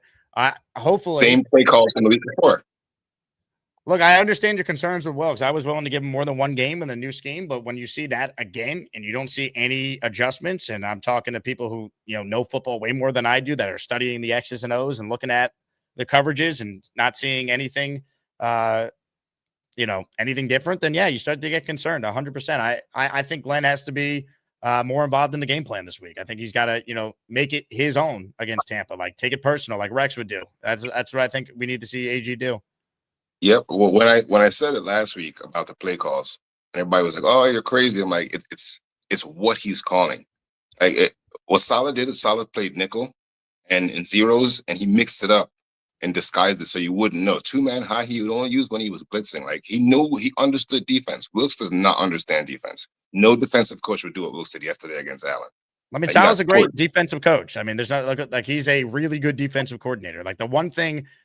That was always my defense of Saleh. It's like he never had a quarterback. He probably wasn't the best leader of men or I think the media and I think the fans in New York wasn't a good fit.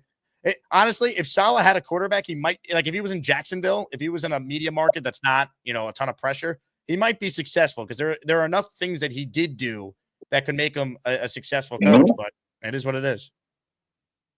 We're just for everybody, the illusion everybody needs to stop. 6 wins tops. Like this team has showed you they're a rookie team, so expect them to lose a whole bunch of games. This reminds me I of think when there's enough talent. I don't think they should be. It's not about the talent though.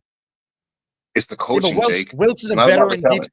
He's a veteran defensive coordinator. I expect more from him. Yeah, but he's a bad veteran defensive coordinator. We have a whole bunch of veterans in the league that keep on getting swapped around from team to team that just suck. It's who's available and they got him.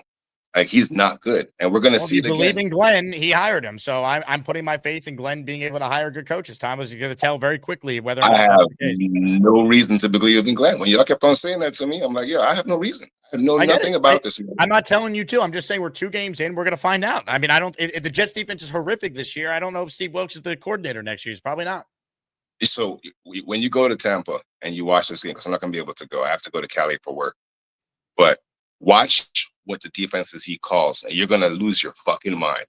That's pretty much it. Black Gypsy, I hope when I go to Tampa, I see a win. Because last year's road trip, I went to London. I did not see a win. The year before that, I went to Vegas. I did not see a win. That same year, I also went to Dallas. I did not see a win. Last time I saw the Jets on the road and they won was in 2021. I saw them play the Texans, and Zach Wilson beat Davis Mills in a game we'll be talking about for centuries to come. And it wasn't really a road game for me because I did afternoon radio on ESPN Houston, and I lived down there.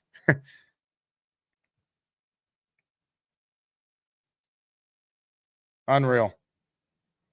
What I want to do right now is listen in on what Glenn said earlier, and then we'll get back to your calls. Reminder, if you're watching live right now, please hit that like button. It's the thumbs up icon. There's 750 of you in here, which is awesome. Really appreciate everyone's support. Please subscribe to the channel. We gained a ton of subs over the last couple of days. If you're new to the show, I talk Jets every day, 4+ hours a day, Monday through Friday, 3-hour post-game show, live after every game. We start usually 5 minutes after the final whistle. This Sunday will be a little different. I'm going to need to get back to my hotel room first, so we'll probably be live about an hour after the game Sunday. But we're at 42,164 subscribers. We've added 301 over the last 28 days. So we plateaued for a while. Now we're going back up with some new listeners, which is great. So spread the word to your fellow Jet fans. We're here every day commiserating about our team. Before I get to Glenn, a couple of super chats and memberships. First, Matt Pope joins the Asmaniac Raffle for 5. We're the freaking New York Jets, so we're built for this shit. Oh, we're shit right now, AG. Get us out of it. Matt, you gifted 5 channel memberships, earning 5 raffle entries for our Garrett Wilson jersey giveaway at the end of the show.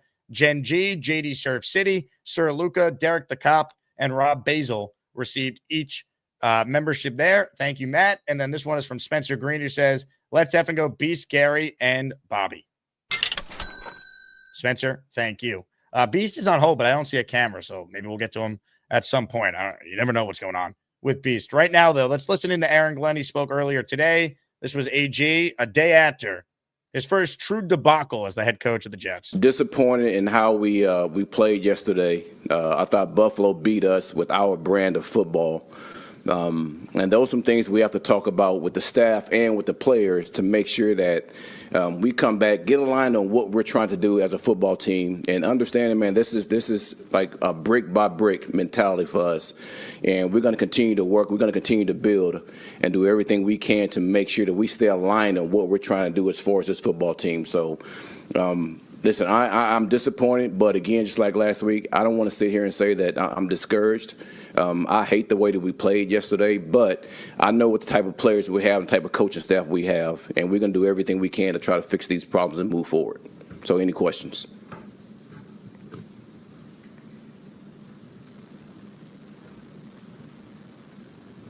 Hey, AJ, could you give us an update on Justin Fields? Yeah, he's in the protocol right now, and it's always a hard one to really just try to evaluate until we get more information. So I'm sure I'll be giving you guys more information as the week progresses. Where do you stand as a coach? I mean, if he can't, does he have to practice? If he misses significant practice time this week, does he play? Well, it's hard for me as a coach once we get to Friday and you haven't had any reps. And that's just something that I believe in. So, again, I don't want to put anything on that as far as where we're at with him until we get to that point. AJ, as you guys start building a game plan today and tomorrow for Tampa Bay, yep. did you have in mind that Tyrod is probably the starter, or how does that affect your plan? Well, we have to look at that both ways. You're absolutely right. We have to look at, okay, if Justin's going to be ready to play. And like I said, we'll get more information so we can be more pinpointed on that. But we do have to look at it that way. If Justin can't play, then Tyrod will be the guy. And we have to make sure we build a plan that's suitable for him. How much changes in that case? I mean, we know what Tyrod can do. He's been doing it for a long time. But what changes? How much changes? As far as if Tyrod's the quarterback? Right, if Tyrod's the quarterback. Well, I don't think it changed that much. I said that, during camp. That was one of the positive things of having Tyrod as a backup. But there are some things that we want to get together as a staff and make sure that we're aligned on as far as, man, this is like specifically what Tyrod likes. And that's communication with Tyrod, too. So, I don't want to go that far ahead until we have a chance to sit with him and understand the things that he likes also. With Tyrod, is it concerning at all that essentially he's in his preseason right now because he missed the real preseason? So he's only practiced for a couple of weeks. How concerning would that be if you have to go with him? Not concerning at all. I mean, Tyrod's been in this league for a number of years. So I look at that just like Teddy Bridgewater. I mean, last year Teddy came back with us during the playoffs, and he was able to come in and function for us when Goff had went down. And same thing with Teddy's now with Tampa. And he hasn't had a lot of practice. I see Tyrod the same way. Listen, he's been in this league for a long time. It doesn't take much for him to understand exactly what we're trying to do and what we're trying to get done. So I have no concerns of that whatsoever. Do you have any updates on the other injured guys from last night?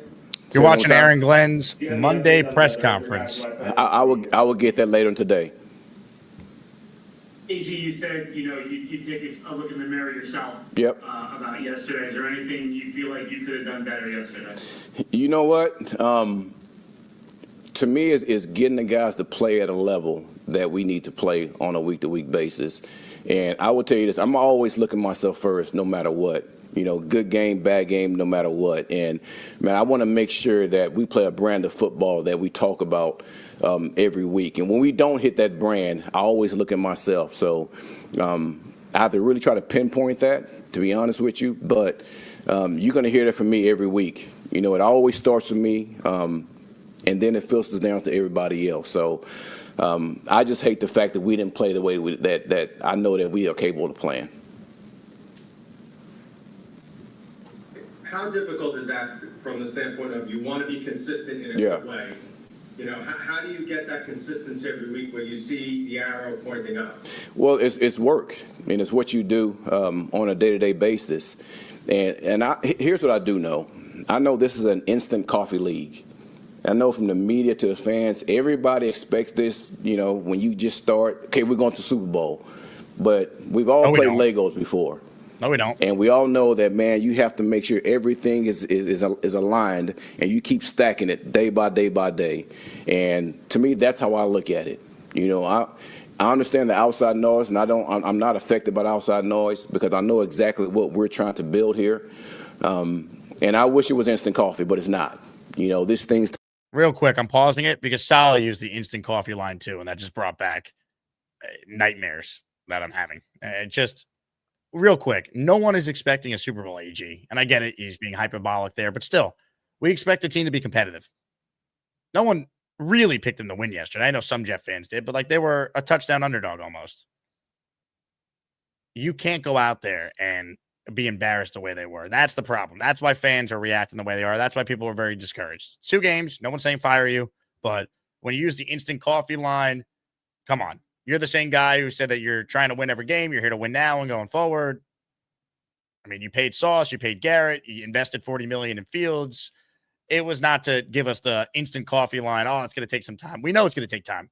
I think we expected better than losing essentially 30-3 after 3 quarters before garbage time to a division opponent that you have played well in your own building the last couple of years. That's what we expect, not a Super Bowl. Continue, AG. Take time. And my confidence or the coach's confidence or the player's confidence is not going to be shaken. And we're going to continue to do the things we got to do to build this. Along those same lines, AG. Say it again. Along those same lines, yep. Instant coffee idea.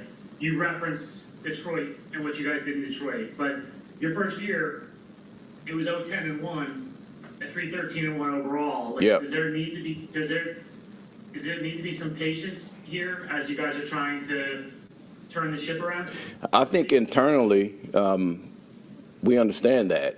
And there's patience no matter if you're a good team or bad. There has to be patience no matter what. Because this league, man, like the ebb and flows of this league is funny sometimes. Man, yesterday, like Detroit was counted out, and then they come back and they have a really good game. You look at the Chiefs right now, they're 0-2. But the thing is, we know they have championship quality players and a staff over there. So I don't think they're going to tank at all. Man, this league is really a week-to-week league, and we look forward to every week going out there showing our brand of football, and we have to do it, and we know that. But that's what practice is for us to be able to do that. Are you a patient man, or is that something you've had to learn over the years? Because you don't seem patient. Listen, I want to win football games, but I also understand how this league is. I've been here in this league for a long time. And just throughout the course of my years as a coach and as a player, man, I've seen how the ebb and flows of this league is going to go. In New Orleans, we were 7-9. All right, we come back the next year, we start 0-2, and then we finish 12-4. So my confidence is not going to be shaken at all. Same thing. Someone just talked about Detroit, 3-13-1. The following year, we start 1-6. And then we go on a winning spree and end up being 9-8, battling for the playoffs that last game. So it can be done, fellas. I've been there. I know it can. But, again, my focus right now is really stacking these bricks day by day. You're talking about, since we're on the instant coffee theme. Oh, there you go. No, with the defense, I think it was a fair expectation that the defense, which is largely intact from last year, most of it's back, that it would start a lot faster than it has. Yeah. So what isn't happening on defense? Here's because I think the question was asked yesterday, and I want to make sure that we all understand this. I'm gonna be a part of every phase of what we're trying to special teams, offense, and defense. But I have the ultimate confidence in each of my coordinators, to go out there and do a good job, and I'm gonna support them to the fullest. And listen, there are some things that we have to do a better job on defense. I know that, but the thing is, man, we have to continue, just like I said before, we have to continue to understand exactly what we're trying to do as a defense and just keep building these blocks. We got guys that play with high effort. It's just now fundamentally we have to make sure we're on the same page. In 21, they was trying to fire me from Detroit too. They were trying to fire Dan from Detroit. But every day we were stacking those bricks. And I'm not going to lose confidence in our coordinators, not one bit. AG, what did you think of Malachi Moore's play yesterday? Obviously, he's been playing a lot of special teams. Yep. But got the increased role on defense after the injury. I think he did a pretty good job. And listen, it's tough for a rookie to come in as a secondary player, and especially if you're not with the ones on a play-to-play basis. To make sure that you're intact with everything that's going on. But I thought he did a really good job. Listen, he's a smart player, so it doesn't surprise me at all. But again, now that, he was with our ones, man, he has to make sure that, and we all have to make sure that the communication between the back end is on point. Couple more questions here for Aaron Glenn. This question poorly to you yesterday, so that's on me. So I'm going to give it another crack. 4th and 1 in the third quarter. Why did you decide to punt in that situation? Okay, if I can remember that, I think it was 6 minutes left in the game. I think they were up 23-3. I think we was at our minus 28. Correct. We're still in the game. And I didn't want to give those guys a short field because obviously our defense, we were struggling a little bit. So I felt like, man, if we can punt this ball, we can create some field position, man, we can try to stop them, right, and then be able to score, man, that we still have a chance. And I think it was said yesterday that the score that we was out of it, I totally disagree with that. It was 23-3 with 6 minutes left in the third quarter. We have a ton of time, to get our offense back in check and be able to go and get this game back to where we want to be. The team that we just played, I think they scored 17 points in, 6 minutes in the fourth quarter. Let's stop right there for a second. You can't compare yourself to the Buffalo Bills. You can't do it. They've won the division 5 years in a row. Their quarterback won the MVP last year. You can't do it. They were in the AFC Championship game last year. You can't do that. Punting when they did was ridiculous by Aaron Glenn. Ridiculous. You have plenty of time left in the game. Your offense has shown you nothing. Your defense can't stop a nosebleed. You can't give them the ball back. You got to go for it there. I don't care if you're on your own 28 and you're giving them a short field. What difference does it make? The game's over if you don't score a touchdown soon. 6 minutes to go in the third is not enough time. It's not a lot of time because your defense can't get stops. So it was waving the white flag punting is what it felt like as a fan. I understand he just gave you the rationale for it, but no, we couldn't do anything on offense. And it's 4th and short, and our whole offense is supposed to be physical and be able to run the ball. Go get a yard. You can't be aggressive last week. They're going for it early in the game, going for 2, right? And then not go for it there. And then settling for the 51-yard field goal from Nick Folk. I know he made it, but you made a 3-score game. What was it, 20-0? You made it 20-3? Go for it. So I don't like that explanation there. I vehemently disagree with that from this head coach. Their first game. So I just felt like at that point, man, let's punt it, right? Man, let's get a stop. Let's try to flip the field and see if we can score and try to get this game back where we wanted it. AG, when you went back and watched the run defense specifically, like what jumped out about what wasn't working yesterday? Over pursuit for the most part, and just playing leverage football because the effort was absolutely there. Our guys were running their ass off trying to get to the ball. But, man, when you have 2 and 3 guys running outside the ball and it's a cutback league, man, we can't allow it to happen. And that's something we can fix, like, quickly, and our guys will understand that. So I look forward to making sure when we get in a meeting that we address that. And what's your day after take on the Michael Clemens penalty, the actual play, and what you might say to that particular player as a coaching point? It can't happen. You know, that's one of the things that we stressed during the week. And I would say this, Mike has done a really good job from training camp, right, going to the season of understanding exactly what we're trying to do. I think he had the one in Green Bay, which, I think it was a personal foul, right? And then the one yesterday of, man, it's so hard for a defensive lineman to make sure that, they don't go in and try to finish the tackle on the quarterback because of the rules, but that's not an excuse at all. We know what it is. You just gave him an excuse. That's not an excuse at all. He's still on the team. You just gave him an excuse. Not an excuse at all. Enough. He can't play. He's hurting this team every week. He's directly spitting in the face of the message you're trying to give to this organization, that guys will be held accountable. He does that, and then he's out there for the next drive. Enough. God, man, the Clemens stuff just set me off. I'm not going to make an excuse for him. You just did. We know it's not easy playing defense in the NFL against Josh Allen, who flops. We understand. Be smarter. It's 3rd and 19. You could see the pass was going to be incomplete before he put the hit on him. God, man, I want Aaron Glenn to be the guy, but it's answers like that that are alarming, man. Oh. I mean, am I wrong? Enough of Michael Clemens. We could tell you as Jet fans, Aaron, we watched the team the last couple of years. You haven't. You were winning games in Detroit. It must have been fun. Welcome back to hell. Clemens can't play. He cannot play. Xavier Gibson could not play either. You did not cut him until after it already cost him the game. Oh, my God. I cannot do 15 more games of this, man. It's September 15th. Oh. Come on, man. Clemens, you have to give me something better than it's tough to play. And then he's like, well, he had the play against Green Bay, right? So this is now twice. No one else has this problem on the team. Oh, my God. I don't want to make excuses for him. You just did. You just did. No one's saying you got to tar and feather the guy publicly, but can you say it is unacceptable what he did and it will be addressed behind closed doors? That's all you say.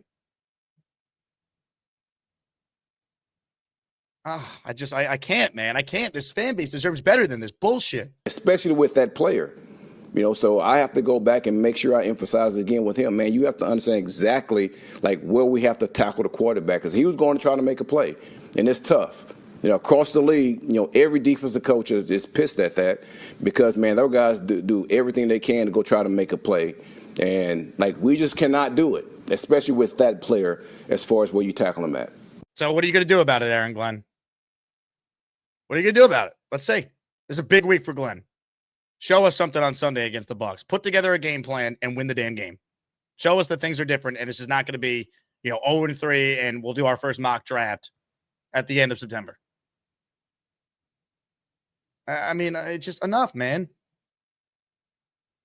Robin Boy, Super Chat. AG yesterday, we need to see the tape. Today we get instant coffee. We're stacking bricks. We need more than freaking lame cliches. And he wins, man. That's anything a coach says in the press conference, whether it's good or bad, none of it matters if they don't win football games. None of it. Like, I thought Aaron Glenn had a good offseason, good training camp, said all the right things. Have to win games. And look, no one expected them to win yesterday. I get that. But they're 0-2. And you gagged away a game week 1. You were the better team. And yesterday, you were not competitive. You were not competitive against a division opponent. I know the Bills are great. They're probably winning 13 or 14 games this year. It was 30-3 in your own building after they played Sunday night and had an emotional win, and you're the team that handing them 10 free points in the first quarter. Spencer Green in the raffle for 2. I know what the problem is. Damn it. Aaron, I like to kick their damn ass. I'm sick of this bleep. In the words of Beastbreaker, we have been through more pain than anyone. It's time to tighten up. Damn. Well said. Well said, Spencer. Ryan McCarthy, you're in the raffle for a Garrett Wilson jersey at the end of the show for 1. God, that Clemens answer. I can't stand Michael Clemens still being on the team. When I don't know anything about football compared to what Aaron Glenn or Robert Saleh or Jeff Ulbrich do. Like, I know nothing compared to the amount of football knowledge they have. But when we as fans can see the obvious and they don't, that's what drives us nuts. When we see Michael Clemens hurting this team time after time and nothing is done about it, or Xavier Gibson and nothing is done about it until it's unfortunately too late, that's what drives me crazy.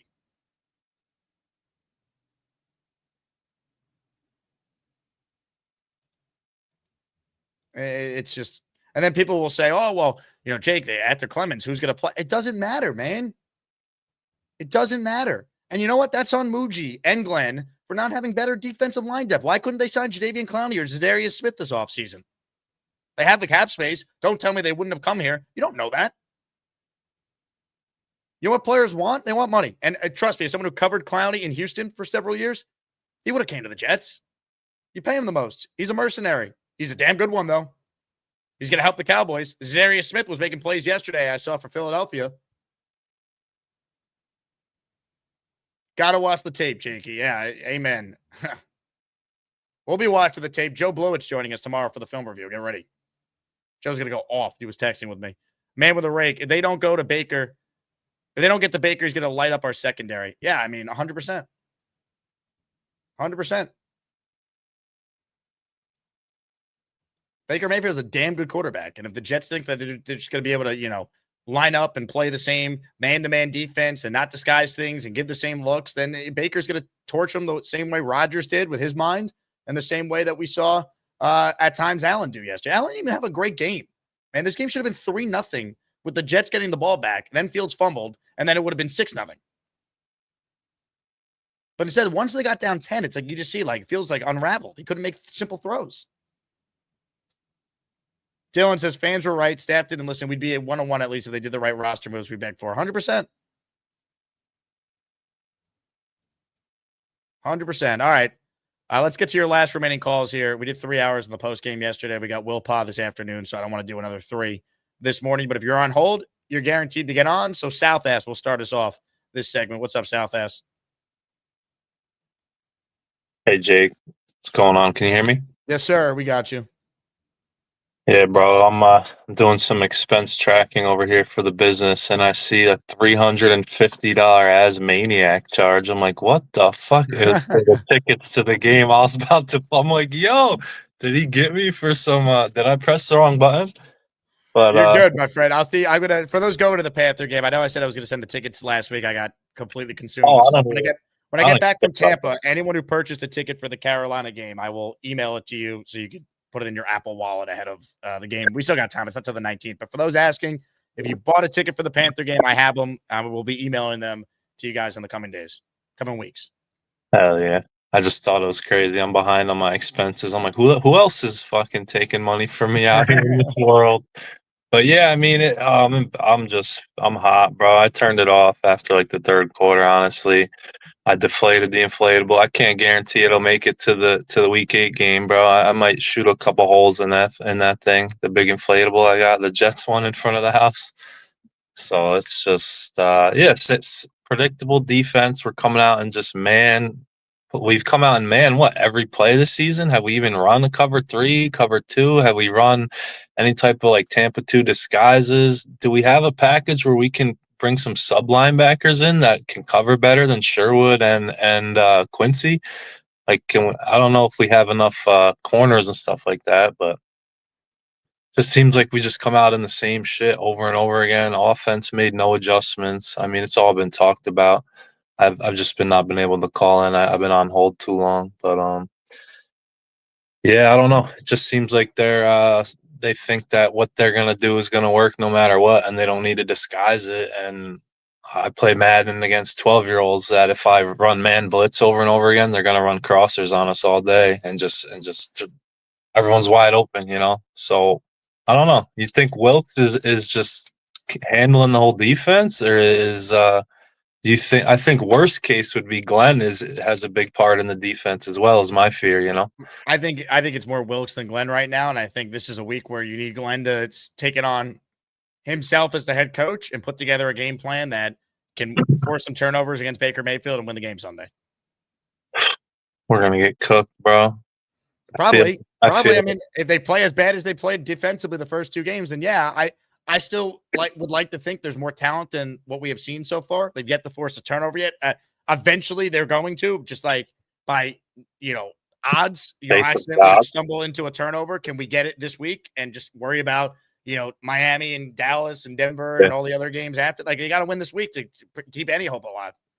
You think the season's over if they're 0-3? If they start 0-3, they're done. They might still be able to get to the 6 or 7 wins that I have them going, but any chance of the playoffs, I think you forget it. Yeah. Sucks, bro. Week 1, I had some hope, but we've been doing this a long time. I ain't been doing this for 60 years like the old guys, which I feel their pain, but we've been doing it long enough that I know to go in with that optimism. I mean, I didn't get no Fields jersey before the season started. I'm wearing an old jersey, and I'm just, I don't know. My landlord's a Bills fan. I'm getting texts from him. I'm sick of it, bro. My dad's a Bills fan. Can we just not be embarrassed, bro? It's Elijah Moore scoring a touchdown. They scheme up a play just to fucking piss on our grave, bro. That's all it is. They're like, oh yeah, let's get Elijah Moore in there so he can score. He sucks. He hasn't scored a touchdown since he's been on the Jets 3-4 years ago, probably. And even then, he scored 2 touchdowns in 3 years. Yep. And the dude's fucking acting like he's Odell Beckham. It's just, oh boy, dude. I don't know. I feel your pain, South Acid. When the former Jets come back, it's like they always get that moment, and it's like, enough. When do we say enough is enough and do something about it? It's a joke. Yeah, who else is on their team? That was Codrington. He didn't really do much, but Ty Johnson. Remember him? Yeah, he had a good game last year against us. They made him look like LaDainian Tomlinson. So yeah, I don't know, bro. I think we don't have depth. We don't have a good scheme right now. We're just, our balls are bigger than yours. We're more hardcore, and that's not going to work. Like I said, I play Madden competitively for money, and it's not football, but it's football in a game, and it's Ultimate Team. So I'm going against guys who pay to play. They got 90 speed, 92 speed. I got 86 speed. And if you can scheme it up, you should be able to stay in the game. I know it's a video game, but you got to have some sort of knowledge, bro. Come out different packages. You can't just show, what are they playing? Straight man, no safeties the whole game? Or what was it? Like single high safety, cover one man? I mean, whatever they were playing, there was never any adjustment. I mean, it basically felt like it was cover one man on every passing down. And we have no RPO. We have no passing threat off of our RPOs. There's 200 passing. You can fake hand it off, throw a slant. You can have a slant and a bubble. You can have an out route and a slant. You can bring someone in motion that can be a wheel on the RPO with a slant. Like, where is all that? We're just coming out straight read option, read out. Well, yesterday I think Fields he just cost them. They didn't run out of plays. Like the first drive he's fumbling. You're in an instant hole. At that point, a lot of what they want to do running the ball, I feel like they felt like they can't. And plus, Buffalo was ready for it, right? How many times did Buffalo blitz a corner off the edge because they knew the Jets were going to try and run to the outside, and they were ready for it. Fields. Right? Fields got to see that. No, Rodgers is doing that. I mean, not fuck Rodgers, but experienced quarterback is, on the same. Yeah. I mean, it was Lazard, of course. I think it's Engstrand too. I think your quarterback's got to be able to adjust, and I think Engstrand's got to have better play calls for the situations. But also, let's blame Justin Fields, man. You're paid $30 million guaranteed. You can't be missing some of the throws he missed yesterday. That puts you in an immediate hole. He was horrendous yesterday. Horrendous. As good as he was last week, this was why I've never been the biggest Justin Fields guy, because he has moments. They all have moments. Otherwise, you're not in the league this long if you don't have moments. That's why Zach Wilson's still a backup somewhere. But he's never been consistent. And I was hoping last week would be the start of it. But I think we're going to get some more good days from Fields, and people will be sucked back in. And I won't be all year. I got to see multiple games in a row of him looking legit before I think we've turned the corner with him. If not, they're going to be taking a quarterback in the first round next year. That's just where it's headed. Clemens, bro. We got no one behind him, huh? Who's behind him? McGregor or something? Watts. Who knows, man? They stink. Couldn't pick up anybody. Like you said, Clowney, the dude on the Eagles. They have a million D linemen, and they're picking up more D linemen. Just like, we're punting it. We're down 20. The Bills go 4th and 1. They're up 20. They're going for it. What am I smoking, bro? Is it not? Maybe I feel like I'm in the Matrix, man. And of course, I had foot surgery today, so I'm not even working. I'm sitting here in my house. You had surgery today? It happened already? Yeah, I've been having my foot worked on every couple months. I got a plantar bone spur. They cut my shit open. I can barely walk for 4 days. Jeez. Well, I hope you get better, South. Sorry to hear that. I'm not like PBM or Peter tearing my ACL and shit. Thank God. So appreciate the talk, man. Sorry I've been calling, but it's hard for me to stay on hold. My phone rings, it kicks me off and shit. So keep being my therapy for this, bro. And we'll see you week 8. You got it, South. Looking forward to commiserating with you and all the Asmaniacs at our game in October. John or Joe says, please pick John Maytier or Nuss next year. We'll see. I'm not doing the quarterback discussion now. We have all offseason to yell at each other over which guy we want. That will ultimately end up being bad anyway. So who gives a fuck, right? Like, that's where this is headed. Sorry, but I mean, I can't do it, man. I cannot do this 2 games in doing the quarterback discussion. We're going to scream and yell, I want this person, I want that. Chances are, whichever quarterback we want will suck, and life will continue. I mean, it never ends. Jordan is next. Hello, Jordan. What's up, Jake? How are you, Jordan? I'm good, dude. Well, I could be better, actually. I think we all Because I didn't even get to watch the game yesterday, and I checked the score, and I see it's freaking a lot to a little. And but I did say from week 1 that, Aaron Glenn's not really controlling the defense like he should be when you were on with Nick Shine. So, I mean, it shows that Steve Wilkes is not the guy. That's why he's been fired everywhere he's been after 1 year. But also, too, a little bit of good news is that if they lose one more game, my father-in-law's friend, he's selling his season tickets, so I might be able to get some tickets to some Jet games, even though they'll probably suck. But I've never been to an NFL game, so that would be cool.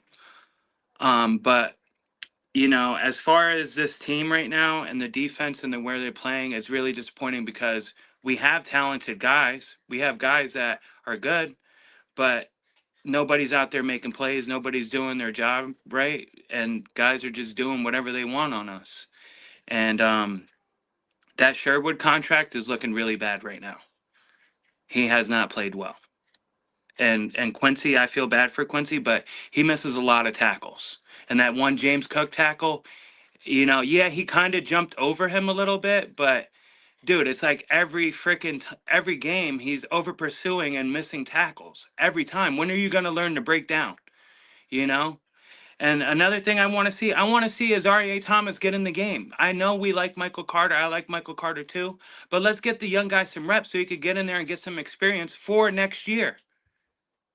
I You agree. know? I mean, I've seen enough of Brendan Stevens already. I don't know if they're going to Yeah. pull the plug 2 games in. Probably not. But I mean, how can I not sit here and want to see AZ play? He was a 3rd-round pick. Some thought he could have been higher than that. I want to see him. Agreed. Exactly. Is he ready, though? I mean, he missed time this summer with an injury. Maybe they don't think he's ready yet. I don't know. Yeah, that's true. But how many times are we going to keep, just letting the same things happen and letting these teams just come in and throw the ball all over and run the ball all over us, And it's just so disappointing because, like you said before, the defense is supposed to be the strength, and they have done nothing. 64 points in 2 games is horrendous. It could have been more. Let's be honest, Jordan. Good call. Could have been more. The Bills benched Josh Allen with 11 minutes to go in the game, and before that, they weren't being as aggressive. They were just running the ball. They didn't want to get hurt. They have a short week on Thursday. They're playing the Dolphins. The only positive of the Jets getting their ass kicked, if you really want to do 3D chess with this answer, is you allowed the Bills to be fully ready for a short week in their building. I love them against Miami on Thursday. Miami sucks. Now, the Jets might also suck. So this is not to say that we should feel good about the Jets because Miami's also bad. I feel terrible about the Jets. But I don't know what the line is. I haven't looked yet on FanDuel. I love Buffalo Thursday because they basically got an extension of a bye week before they play Thursday, and Miami's going to have to go on the road.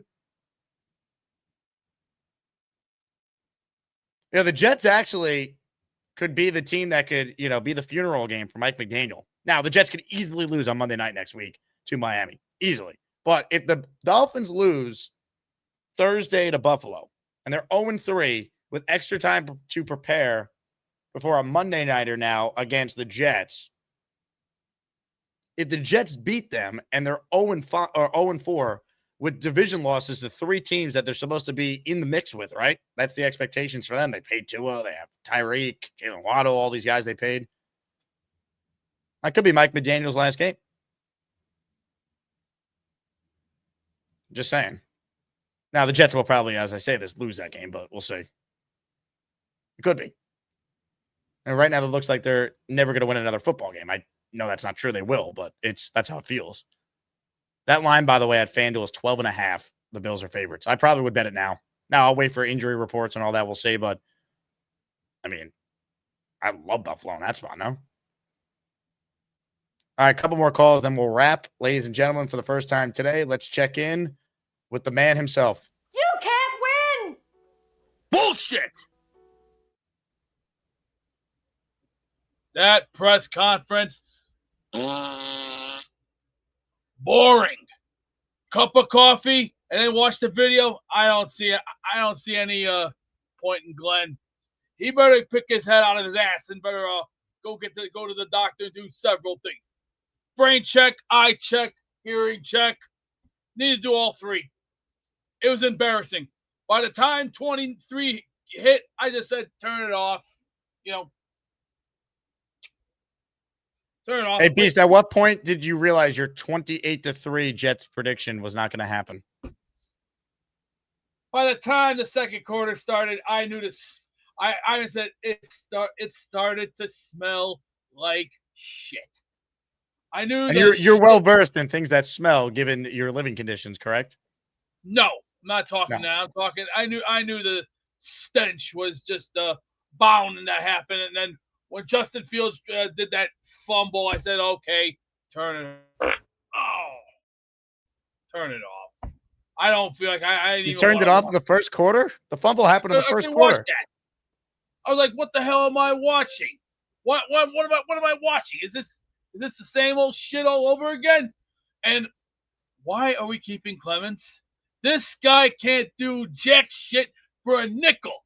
I wouldn't even let him cut roast beef. The guy's a bum. He needs to be fired. The guy can't cut it. The guy couldn't even wipe his own ass with a tree branch. He's a bum. And half these guys better pick their asses up. Sherwood, better pick it up, buddy. Sauce, You better pick your ass up, son. You better start showing me something. We didn't sign you here so you can look like some pretty boy. Get your heads out your goddamn big asses and stop bitching, whining, and complaining. It's not my fault you guys lost. It's called you all did it to yourself. And you wonder why you did this to yourself? Because you didn't think and you didn't use your head. Because you wanted to play stupid. Like, I don't know, I'm dumb. Like idiots. Complete idiots. Now, Beast, did you get a call yet from the Jet organization? Because I put the word no, in. not yet, but I will be waiting. I will be waiting. And Coach Beast will be on the sidelines Sunday in Tampa. I will be waiting, and don't think my phone right here will be on full alert. I already got it on 80s phone. You know that. Don't think I won't have that. I'll have it prepared, and don't think I'm not gonna back down from this one. Let me just say this right now. Clemens has to go. The guy's he's not qualified for this job. He should be flipping hamburgers at McDonald's. Sherwood, listen up, kid. Get your head out your ass. Sauce, get your head out your ass. Most of everyone on this team, stop your effing pansying around and stop making us so pissed off. Because I'll tell you this, between me and Jake, let's play the even playing field. When it comes to hot tempers, we're basically even Stevens. You know what even Stevens is? We're drawing the line in the sand. So Sunday, get your act together, buddy. Hey, Beast, what did you eat during the game yesterday? Oh, let's see. Put out some spicy chicken tenders. They were perfect. A little spicy, but hey, does the job. And thin crust pepperoni pizza. Boom. But this What'd Sunday, you have for breakfast today? Just the usual good old-fashioned Fruit Loops. Nice. Man's breakfast. Fruit Loops is a man's breakfast? Let me say this for Sunday. I will be putting wings on. I will be cooking some wings, and we're going to do some ribs. But on these ribs, this special is going on the ribs. Hey, let me bring on my my resident man's man and find out if Fruit Loops is considered a manly breakfast. Chicken with pasta is worse than peanut butter with sandwich. It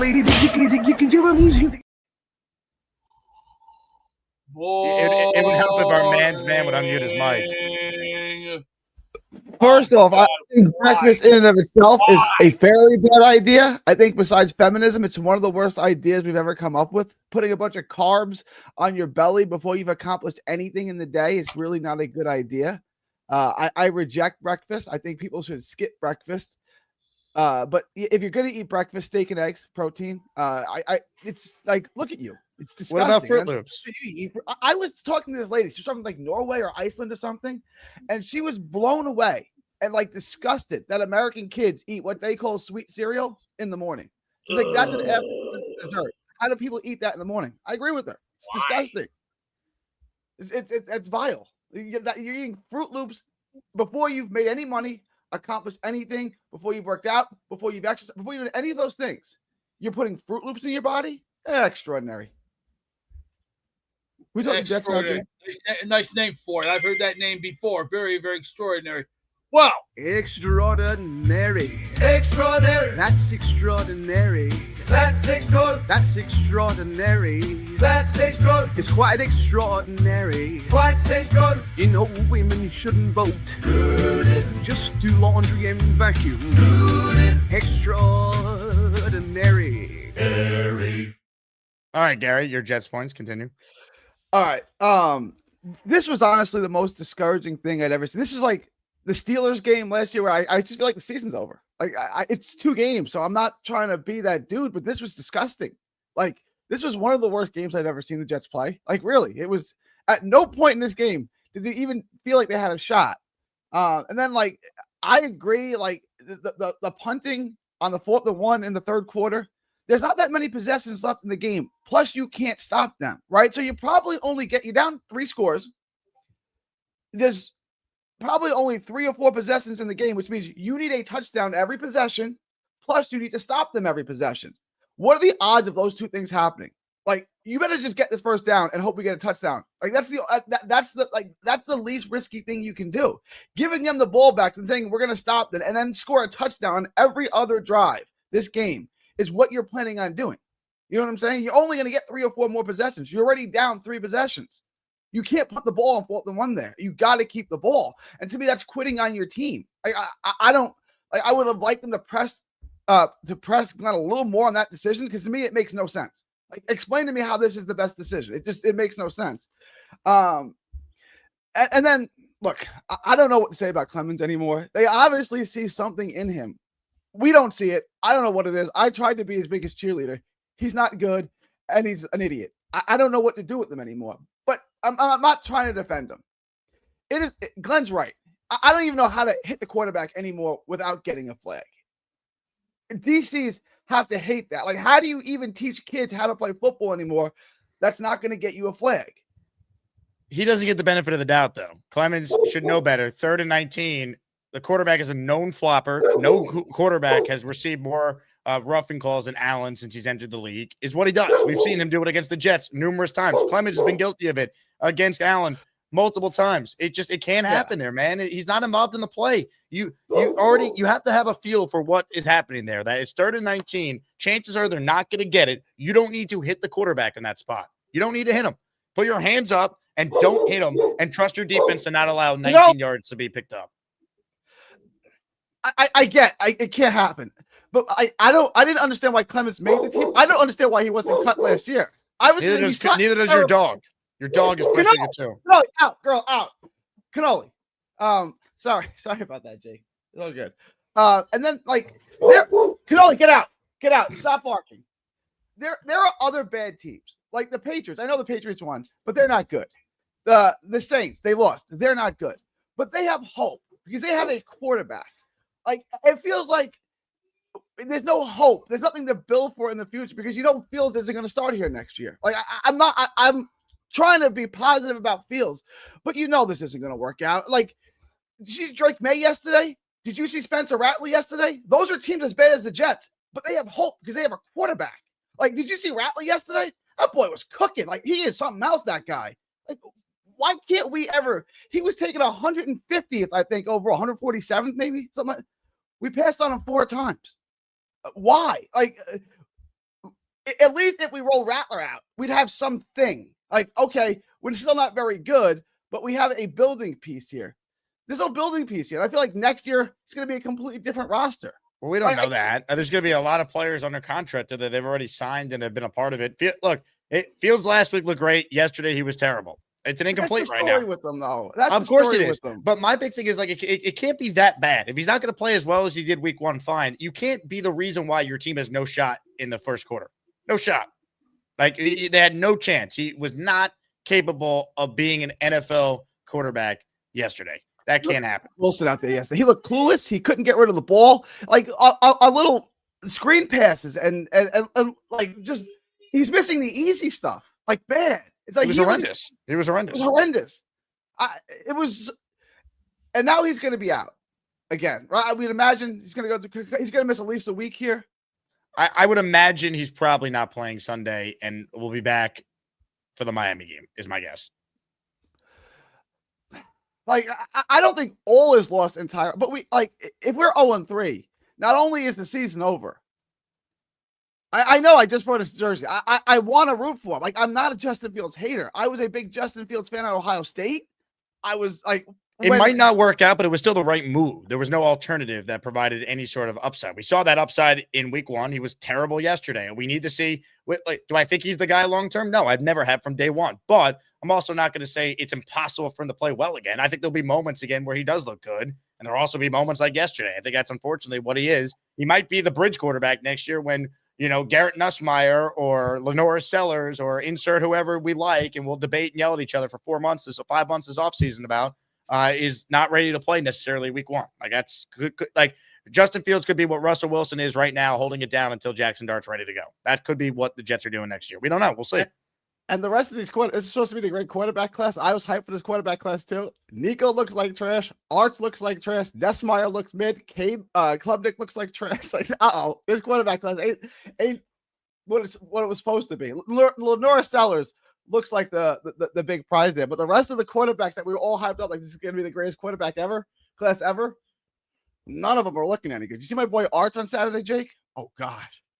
I know he didn't look good, but you guys still won going away because you played some jabroni team. We played UTEP. Yeah. We played UTEP, and we beat them 27-10. It was 7-0 with 3 minutes left in the second quarter against UTEP, Jake. Fire Sark. Are we doing that yet? And down in Texas? You can't fire him because he saved the program, but I don't think he's a head coach. I think he's an offensive coordinator.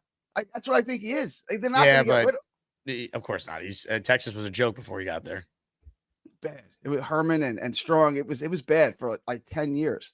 So they're going to keep him. I just don't have any confidence that he can ever win a big game. Like Alan asked me before the season, how they're going to do. They're going to lose to Ohio State. They're going to lose to Georgia. They're going to lose in the SEC championship game, and they're going to lose the second round of the playoffs because they can't win a big game because Sark's a OC. He's not a head coach.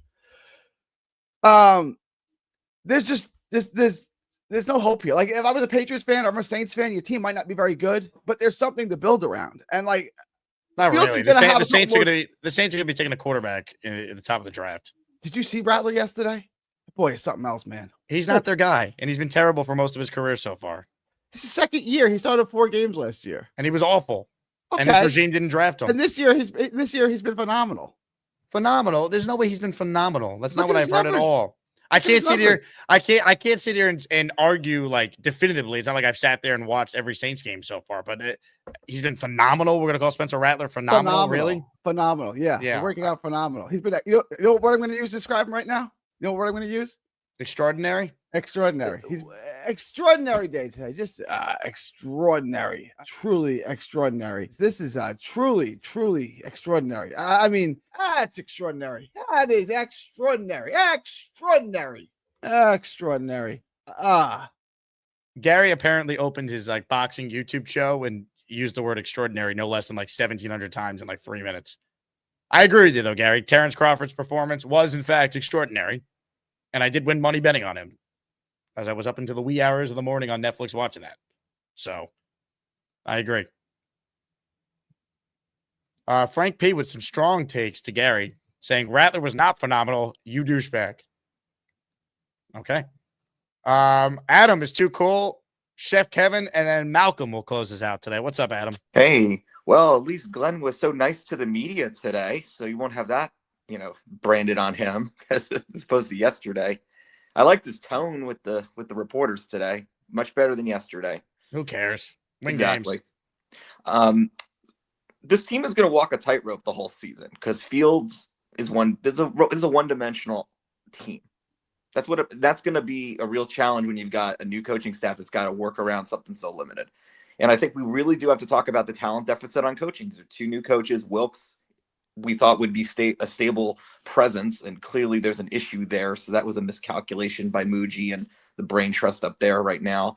But I think in the end, like when you heard from the press conference, like this was an issue of over pursuing. Made me think about, why do players over pursue? Is it because they're all hungry and trying to be a hero to save the day? Were they all trying to make the big play to turn things around? Or did they not understand like the context of, you have to be able to stop as a collective unit and not be individual players? And I think this is still part of the culture building that Glenn and Muji need to do. And I think that this is a very obviously complementary offense and defense team. The defense has to make the stops, and the offense has to hold on to the ball.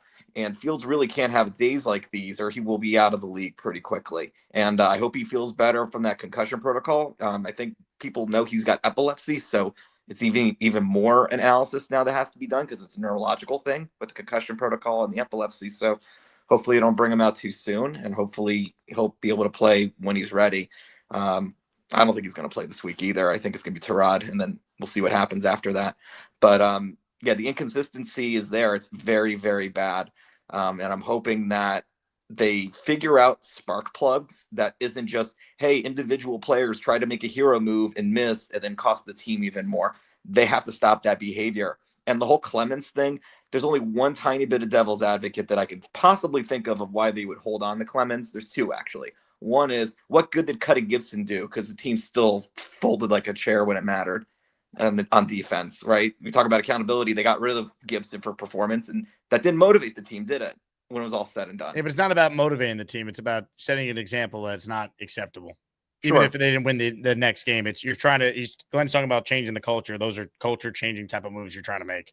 Yeah, it's true. And the only other reason I could possibly reason to keep Clemens is that in the event that Buffalo actually has to play its starters in the last week of the game, Clemens finishes the job, wrecks Josh Allen in week 18 and ruins their season.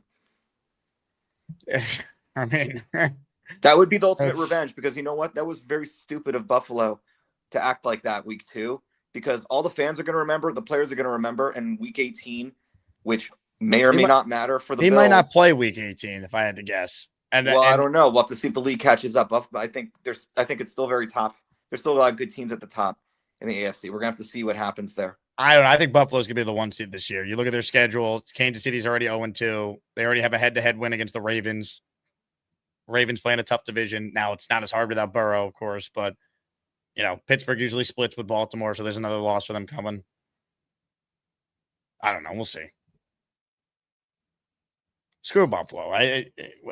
Once again, if you're a Jet fan and you ever root for the Bills, shame on you. Oh, I'm sick of the Chiefs. The one thing, I was saying this to someone yesterday, the one thing the Jets have over the Bills, not much. Jets have won a championship. They have won a Super Bowl. Buffalo never has. Don't give them one. Frank P is giving us 10 memberships. Thank you, Frank. I know it's tough for everyone, but community benefits. This show benefits. Frank enters our weekly raffle for 10 with this. Give him the Jet Selly.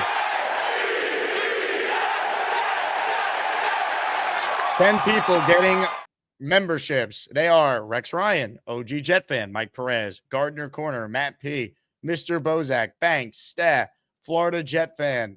They all have received channel memberships. Brandon Frey, sick of Bills hurting our QB, Rodgers, White, Fields. Yeah, I agree. That was ridiculous. They didn't call a roughing on Fields there when he slid and got hit.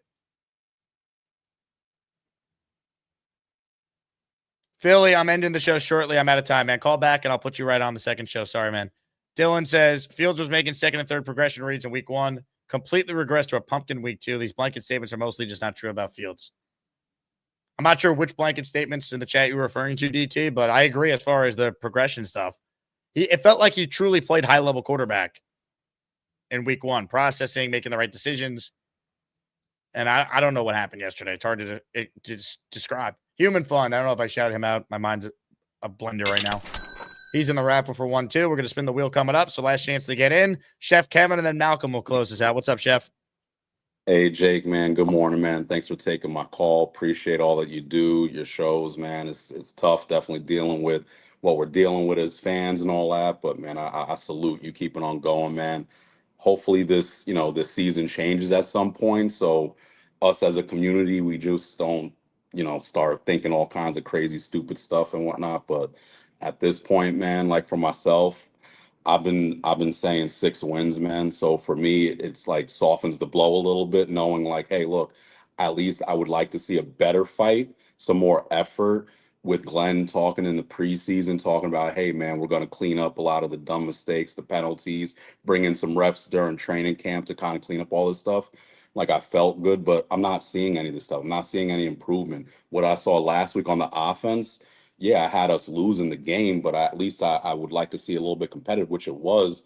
A couple mental mistakes or whatever. The defense didn't really lock down like they did in years past. So, it kind of sucks, man. The only win, basically, for me, and this is me being selfish, is not renewing my season tickets, man. Like, I feel so bad for the season ticket holders, for the people traveling, like these Jet fans, man, where they had the tickets for forever, that traveling from Long Island, man, that are traveling from upstate, traveling from damn near Pennsylvania over here in Jersey to see these games, man, and to see little effort, to not see us going for it on 4th downs, man, not trying to like at least put some points on the board. And Jake, your comment, man, before, man, like literally saying, hey, you made a 3-score game. Like, yo, how true is that, man? Like, what are you doing, man? At least like let's see a little bit of effort, man, just something to show us like that. Hey, at least we're showing a little bit of fight. Yeah, it's an evaluation year, and I think we're gonna be sellers, man, towards the trade deadline. Unfortunately, man, like this stuff really doesn't pick up, man. Like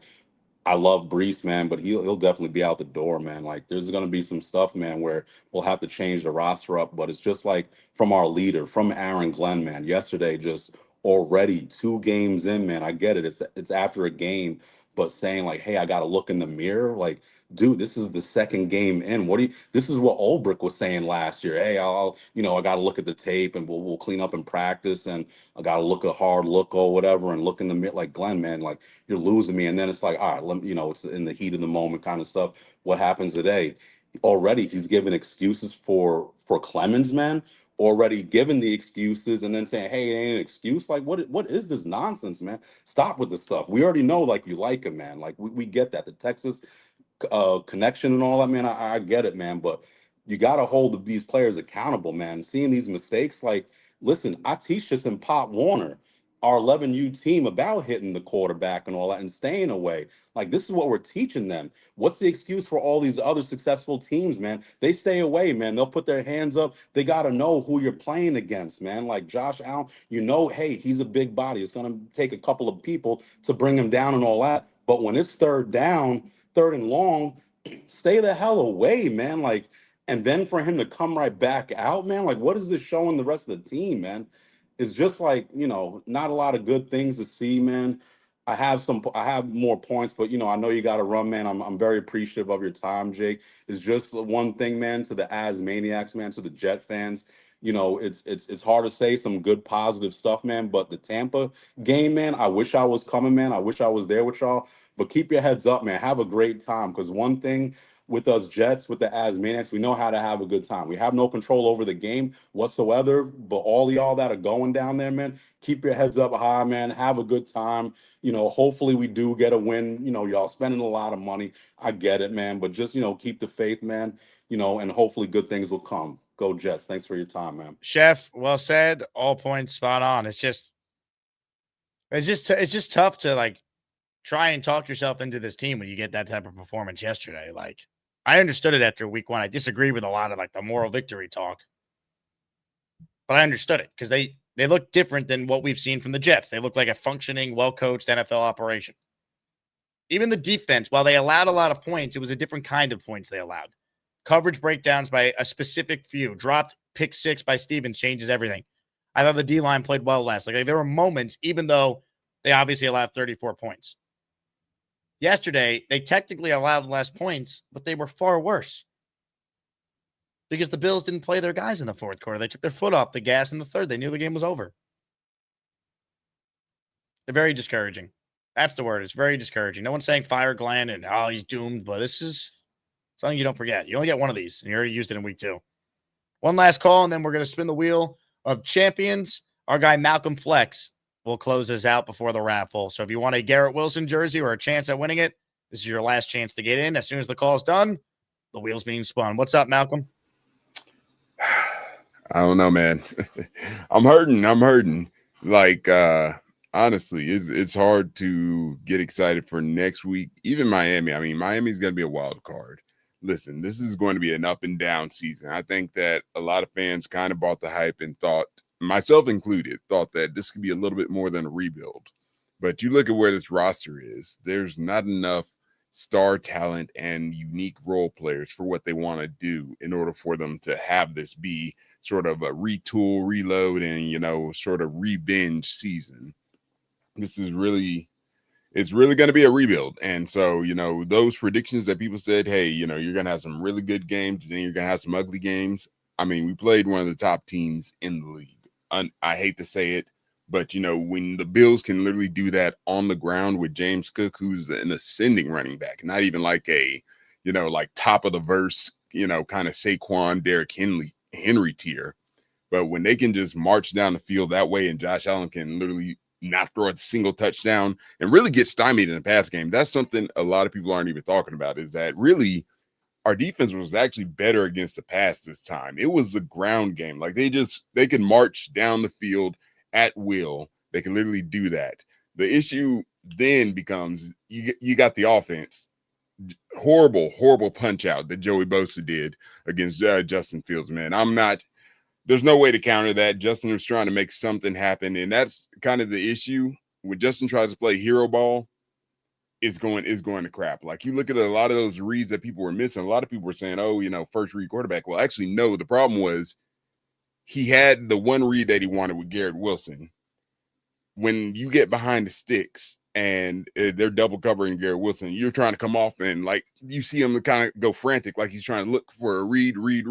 But the play is only schemed to have Garrett be that deep target. And that's the problem with not having a wide receiver too, because you don't have anybody that's going to shift coverage or command any sort of anything to the other side of the field. So then next thing you know, all right, timing's off. Wilson's not open. Or I mean, what do we do? Like, what do we do? And then he starts running around and losing reads. And then next thing you know, it's over.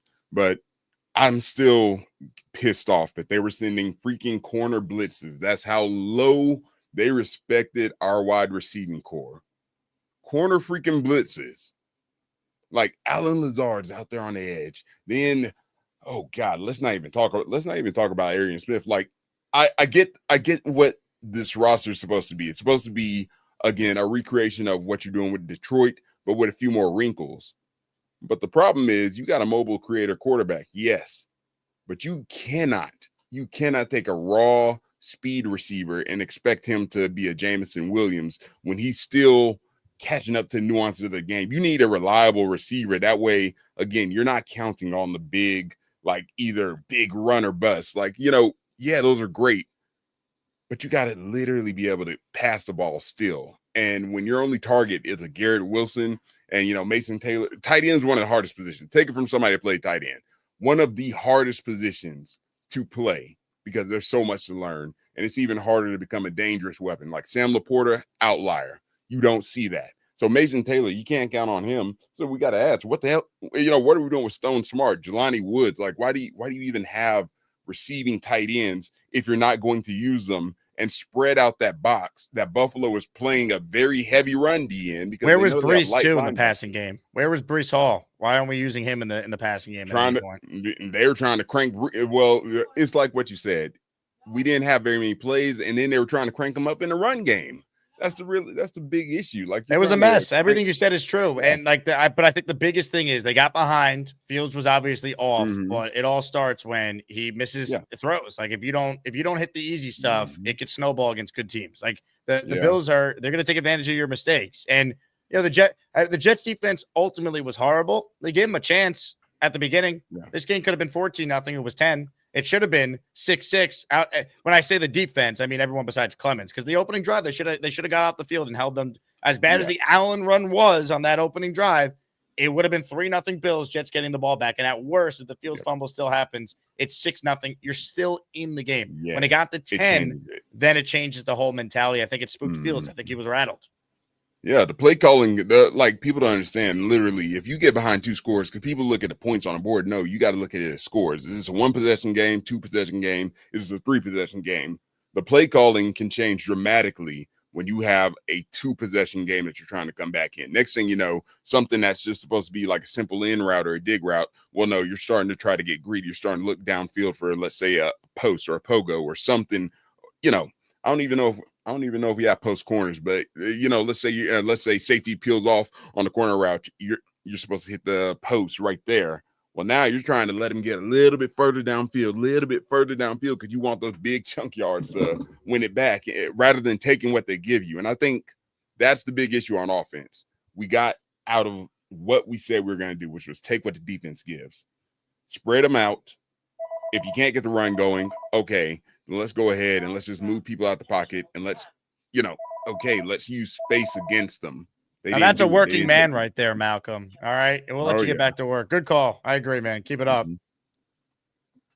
Malcolm Flex, check it in. He's right. And here's the thing, too.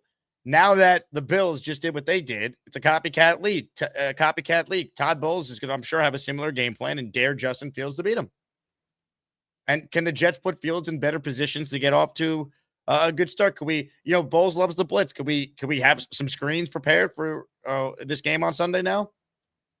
And build up Fields' confidence a little bit? Get him in rhythm early? Can we do that? Let's see what Engstrand's made of. Let's see, obviously, what Glenn as a head coach, what he's made of. They're 0-2. Whether they lost by 1 or lost by 50, It counts the same. How do they respond? Because you're running out of time. We could say it's 0-2 and there's 15 more games, but we know the stats. You start 0-3, you're basically cooked. Ladies and gentlemen, let's try and make at least someone's day.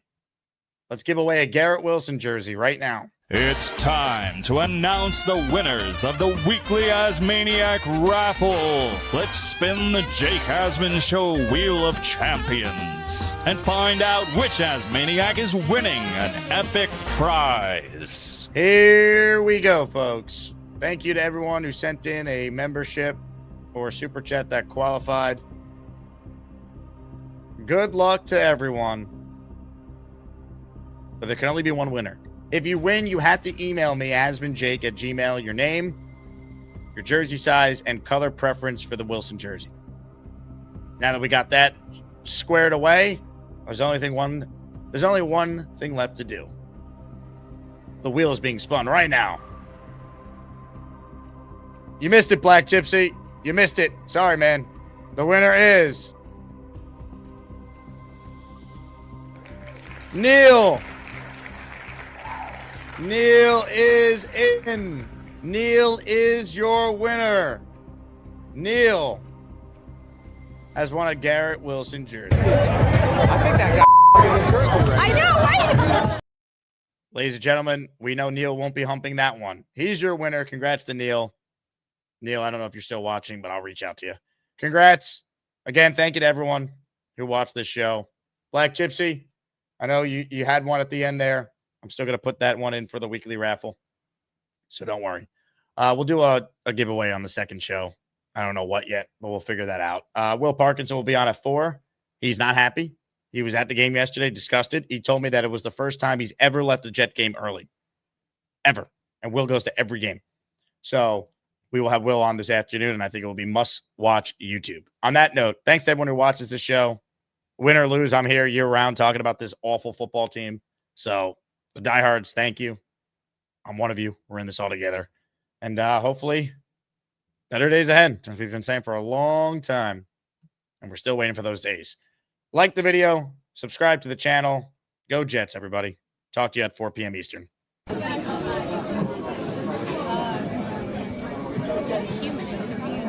Yeah, it is. Hey, here's the deal. Just got no chance unless you click on that like button. And you got to make sure you subscribe to the Jake Asman Show. You don't, you can get the f*** out. Now let's go, Asmaniacs. We're built for this shit.